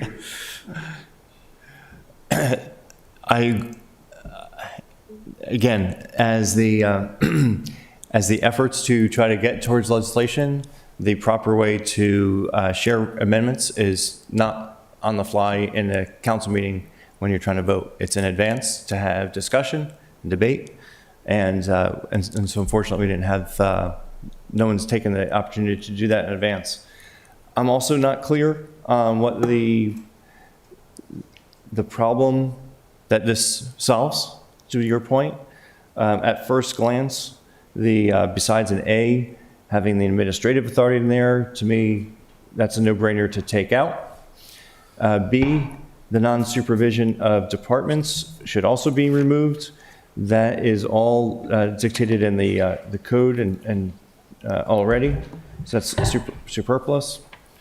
The part D about council members retaining direct access, that is I get the point, and frankly, I don't disagree with the point, but as far as when you're trying to dictate code and you need to be specific, that is completely non-specific and is so vague as to not be effective in what the intent is, and I can't imagine that it would pass legal sufficiency, frankly. The next paragraph after that, this is also just poorly formatted legislation in that as you have, like say in this paragraph D we're looking at, you should have at A, B, and C. You should have line numbers so that we could have a debate. So this is just poorly crafted and presented amendment. That last sentence in D, the chief of staff and deputy chief of staff shall not condition, limit, or filter access. Again, so vague as to be overarching and just setting up for future disputes, irrational disputes, and litigation. G, job description approval. Again, this is an overreach of trying to solve a issue of job description. So that strikes me as a significant overreach. And then as an overarching, I'm not sure why any of this mentions the chief of staff at all when this is an amendment regarding the new position of deputy chief of staff.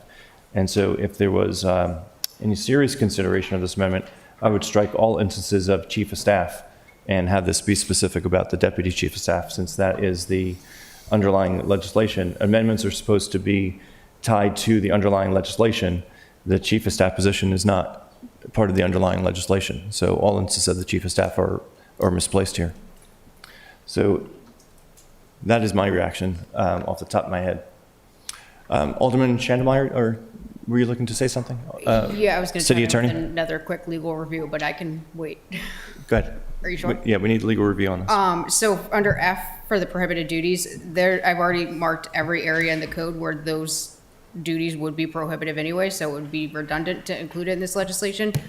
The procurement authority is already under 6.08.040, and that is giving that a procurement authority to the procurement officer. The only exception to this is when there is an emergency declaration, then the city manager is allowed to give the procurement officer the ability to exercise procurement authority absent the normal means. And so there would be no need to have this prohibition language in there. Conducting or directing personnel investigation or disciplinary actions, the appointing authority is given that authority in 3.16.120, so the deputy chief of staff would not be able to do that. Binding the city contractually or financially, that is under Article 5, Section 2 of the charter, that is given specifically to the mayor. There may be some instances where the city council is given that authority contractually, like if you're passing legislation for a lease or something along those lines. Directing the day-to-day departmental operations, Article 6, Section 2B of the charter, which is giving that authority specifically to the city manager, and then performing any function assigned by charter to the city manager. It's unnecessary because that is already duties that are delegated to the city manager under Article 6, Section 2B. So the entirety of Section F is unnecessary.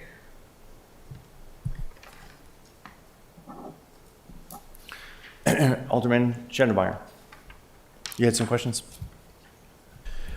Well, my question was, on initial reading, this seems like this wouldn't tie hands too much, but I wanted to hear from the person who was going to be hands and knee deep in this and this process. I think we've heard directly from you, Mr. Mayor, that this does seem like it would be pretty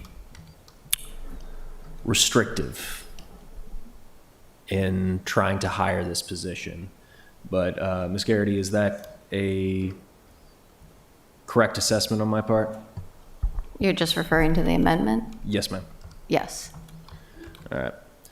So I appreciate wanting to try to narrow this down and increase supervision, but we're hearing from our team that this amendment would just make it too difficult to hire on to the position that they are looking for and the position that they need to be an effective executive branch. I think that we can give this administration the trust that they will still be responsive to our needs. I've always been able to get in touch with both our mayor and our current chief of staff despite their 80-hour a week if I needed something within 24, 48 hours. And I think with this position, that response time can continue. So I appreciate the goals of this. I appreciate the targets of this, but I do think this will tie the hands too much of what we want to accomplish with the legislation itself. Thank you, Alderman. City Manager Buckland? I wanted to address just a couple of things. The first is sort of just on the technical level. The descriptions of duties are typically in the code, are typically in the charter. Having this in the code, like none of the other positions are described this way in code. They're in the charter. From a practical day-to-day standpoint, I think that one of the things that I'm hearing in the discussion here is some concern about how the relationship between the city manager and the chief of staff plays out.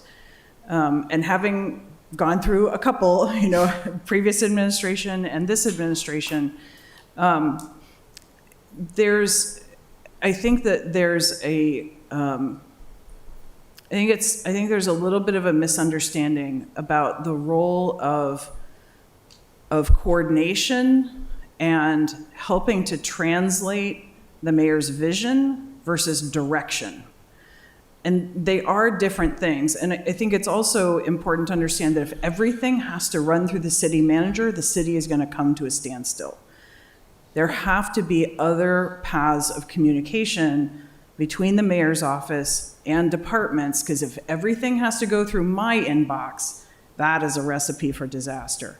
And part of what the chief of staff has always done, whether that was the previous administration or the current administration, has been to help provide some additional conduits for the translation of that vision and those priorities. Obviously, the role of the city manager is to make sure that I stay informed about what that is, how that's playing out. Are there difficulties? Do we need to make adjustments? Has everyone been brought in? But that coordination element is not the same thing as providing direction. And, part of, I think, the strength of any administration ends up being how well those relationships work.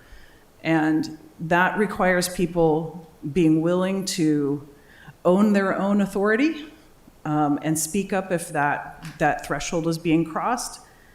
And that's not something I've had to do. And I appreciate the concern, but I'm not sure that's what we're looking at here. Thank you. Any questions or concerns or comments? Okay. Alderman Savage. Thank you, Mr. Mayor.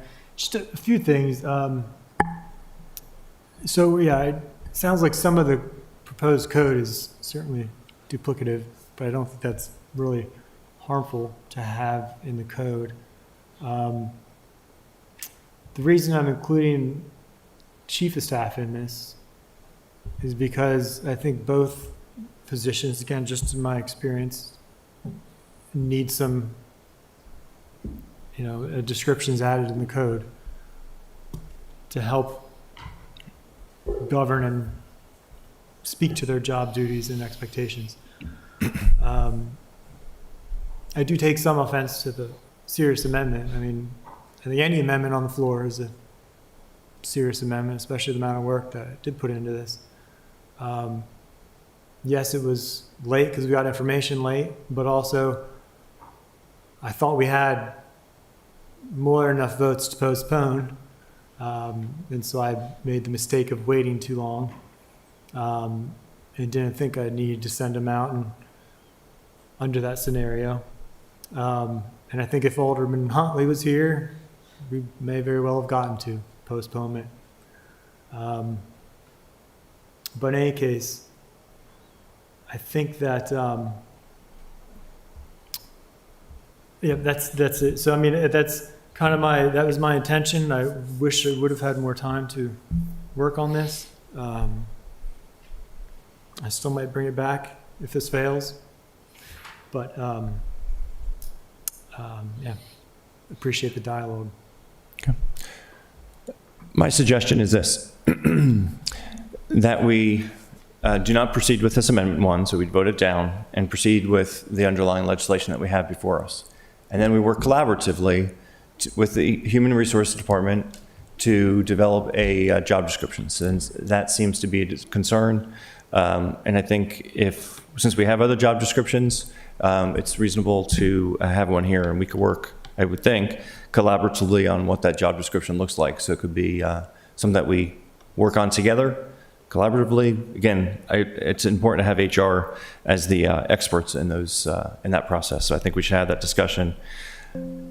The underlying legislation does not have all the job descriptions. It's a different piece of legislation, just a different piece of code. And that's why I don't think this effort, taking at face value as being well-intentioned to improve the job descriptions and duties, is misplaced on this point.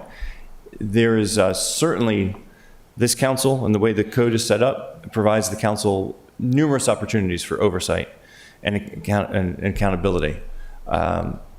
You expect, rightly so, all positions to be high performing, and when they're not, you should call it out, and you do, which is right and appropriate.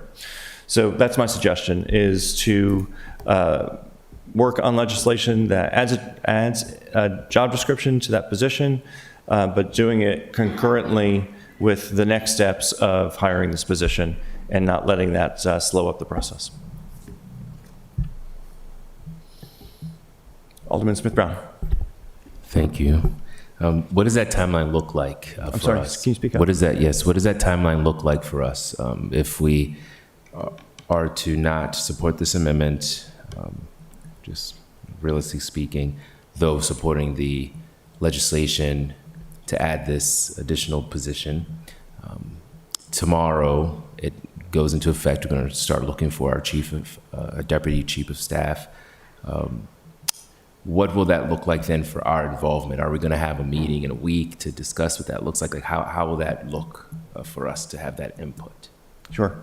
So what I would envision is if a deputy chief of staff is hired before we get to firming it up, again, you have a chief of staff with very clear responsibilities. The deputy would be delegated, the chief of staff would be able to delegate those responsibilities that the chief of staff has to a deputy. That's the whole definition of what a deputy does. I would not think it would take more than a meeting, at most two, to develop I would look to legal, whether it's a resolution ordinance. I suppose I'm saying it out loud, it's an ordinance, because it's a change, it's not a policy change, it's not a statement of policy, it's a change to the code. And so it's, not looking immediately to my left to see what the burdens are of the office. I don't think this legislation is very complicated to add job descriptions. It would just depend on the time frame, capacity of the HR department or law department, and us having a chance to work together on that collaboratively. It's not complicated.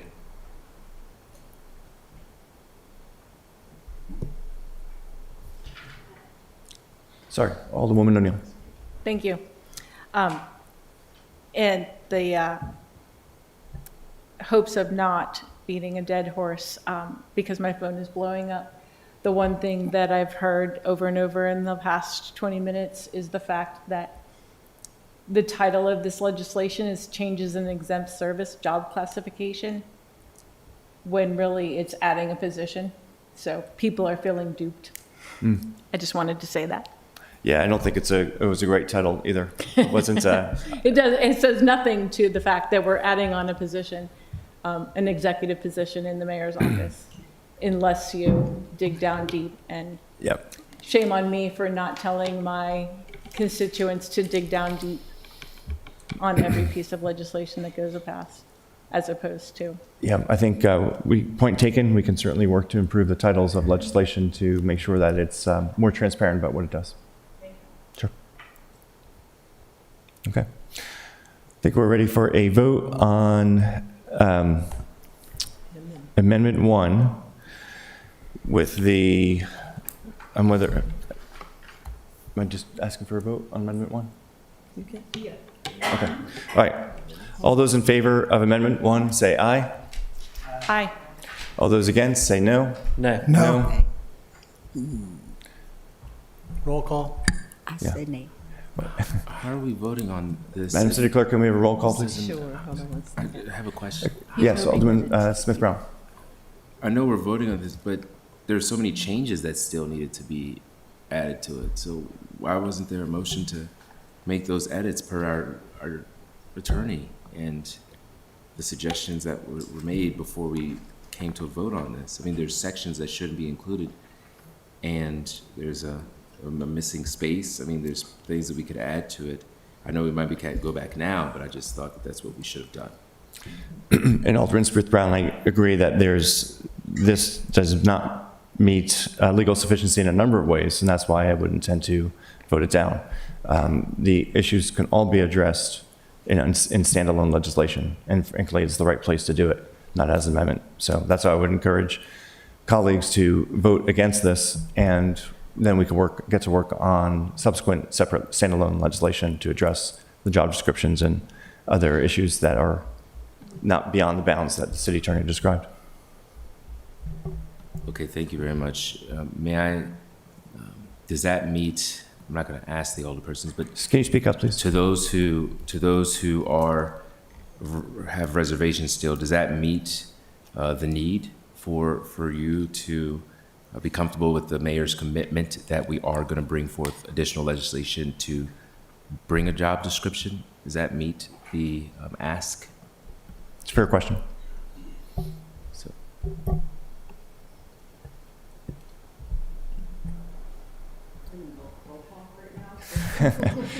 So, Madam City Attorney pointed out that we already asked for discussion closed, and we're in the middle of a roll call.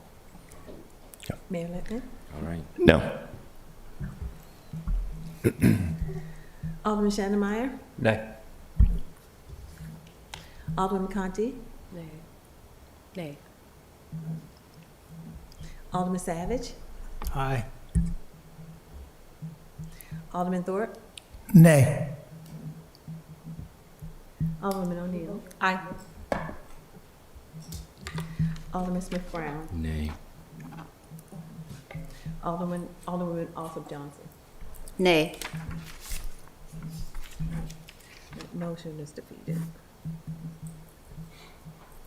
Okay. Is there any further discussion on the underlying motion? Now, The original motion. can we ask that question now? Does it meet the need? Yes. Okay, does it meet the need? Is there anyone wish to respond to that?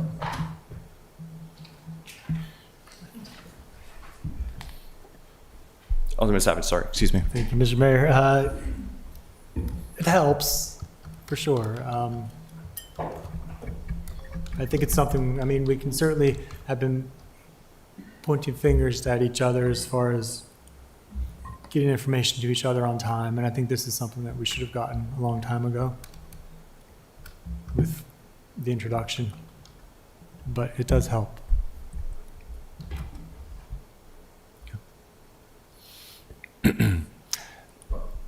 Madam City Attorney, when your schedule allows for it, if you could help me initiate drafting legislation to... Thank you, very good. Okay. All right, any other discussion? I got a before question. Yes, Alderwoman? I don't know if it's appropriate. Just speak up into the microphone, I please. don't know if it's appropriate to be asking this now, but I just want to know, you gave y'all the reasons for why y'all wanted to push forward with this, but is this more significant than some of the alleged discrimination issues that we've had that we haven't gave this much attention to. Was it termination issues? Is that The what- discrimination issues Oh, that we've been having, that we didn't give this much attention to. I'm trying to process your question. So My question is, it's a lot of pressure and a lot of chaos over this legislation. So how come we're not giving the same attention to the discrimination issues that we've had? got it. So I think I would just describe it this way. The claims of discrimination have been staff that are below the director level. So they are, certainly the mayor does not have direct oversight of people who are directors, let alone below the director's level. I think your concerns and questions about discrimination are well-founded in that we've heard a lot of claims, and we should all be concerned that we have these claims of discrimination. But I think the person to answer where we stand on that is the city manager of where that is. Now, I don't think she'll be able to give you specifics on any one individual case because those are individual personnel issues, but perhaps she can describe it in a broader context of what has been a reaction without any specific instance. But I think that's the reason why you haven't had a discussion about those claims here, because it's not a council matter. Those are operations. And as you've heard me say, I try to stay clear of intruding where I don't have authority. City Manager Buckland, would you like to address? Sure. As you indicated, some of that is individual personnel matters that we cannot comment on individual personnel matters. That said, I certainly take those concerns extremely seriously. As you guys know, I spent a lot of years in the health and human services world that has as part of its core mission taking care of everyone in the community, particularly those that are most vulnerable. And I take those charges very seriously.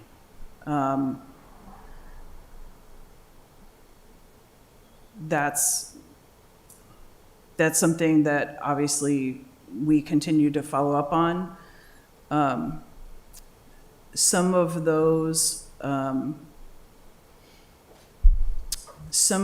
issues exist outside of the some of the particular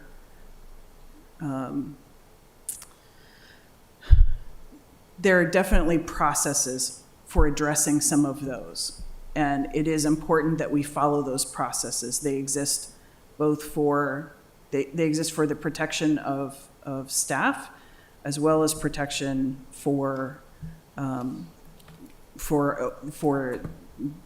organizations. That was a real non-answer. That was probably really unsatisfying. May I prompt you for another part of the answer? Yes. Can you discuss the position of EEOC and what the Human Resources Department role about? Yeah, that is a function that has historically occurred within human resources.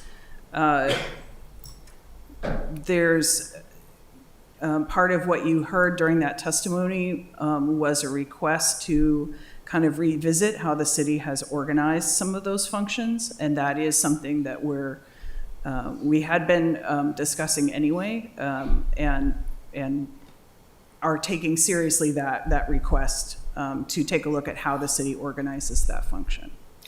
Any further that you could share about what your requests to our acting human resources director about revisiting personnel regs or anything like that you'd care to share? Yeah, as you know, our personnel regs are extremely are old. There are a number of things that had been in code. They got removed from code, but the underlying personnel regs weren't updated at the same time, so we're sort of falling back on this really old personnel regs. That was an effort that Human Resources had been starting anyway, and the acting HR manager is aware and is actively engaged in some updating of that. And that's obviously a charge that we will want a new permanent HR director to look at, because there are a number of pieces in there that really need updating. So. I can't stress enough how complicated that work will be and time consuming, but it's concerns taken very seriously. Okay. If no further discussion, I would ask for a vote on the underlying legislation, 04125. All those in favor say aye. Aye. All those opposed say no. No. Okay. Any request for a roll call? Roll call. Walked into that one. Sorry, yeah, there's going to be one on third reader anyway. Right. We're finishing the vote on second reader. Yeah. With the second. Yeah. So that was carried. Yeah. Motion carries. Now we're gonna do- Yes. So do we want the roll call? You're going to do a roll call on third reader. Got it. Thank you. Is there a motion to adopt 04125 on third reader? So moved. Thank you. Alderman Schneidermeyer, is there a second? Second. Okay. All those in favor say aye. Aye. Aye. All those against say no. Nay. Madam City Clerk, would you please call the roll? Yes, sir. Mayor Littman, Yes. Alderman Schneidermeyer, Aye. Alderman McConkey, Aye. Alderman Savage, No. Alderman Thorpe. Aye. So you're not here? Alderwoman O'Neill, Nay. Alderman Smith Brown, Aye. Alderwoman Alsop Johnson. Aye. That passed. Okay. The motion passes. Ms. City Attorney, would you please present the next item on the agenda? The agenda is completed. Is there anything else for the good of the order? Alderman Schneidermeyer. Thank you, Mr. Mayor. I apologize if we're already working on this, but I do think it would be helpful to have as a work session in the near future a post-snowstorm debrief with our Public Works, Transportation, and Emergency Services, just to go over what we learned, what went well, what could potentially be improved upon. I think that should just start becoming SOP after every major snowstorm where we have to declare a stage 2 or higher emergency. Very good. It is being worked on, as you would imagine. And Thank you, so, sir. Yep, happy to, we can certainly add that to the list of work session items. Thank you. Sure. Any other points for the good of the order? Alderman Thorpe? Mr. Mayor, here in Annapolis, we have a thing called frostbite races, which are sailboat. Say it again? I'm sorry. Here in Annapolis, we have a thing called frostbite races, which are sailboat races when people sail and it's 30 degrees outside. I wanted to commend Public Works for Saturday night, and I think you witnessed it as well. There was a water main leak in Eastport, and it was clearly in the teens. The temperature was in the teens, and not only was the team out there working it, but when I stopped and talked to them, their attitude about fixing it could not have been more positive. I mean, it was kind of the tone, hey, we got to get this done. And the system worked. The residents were notified that the water main was out because of a water main break, and then they were notified again when it was fixed. And this comes on the heels of reacting to a major storm, and I just wanted to make sure that we're recognizing that it continues to be tough out there for our Public Works team as we're battling this cold.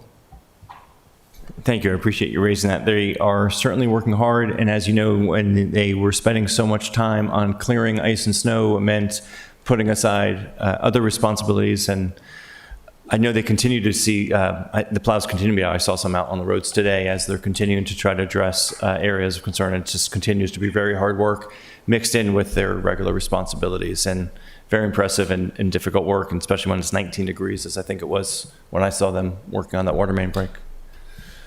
Any other points for the good of the order? Okay. There being no other items on the agenda, I would entertain a motion to adjourn. Thank you, Alderman Schneidermeyer. Is there a second? All those in favor say aye. Aye. Thank you. Bless. Motion passes.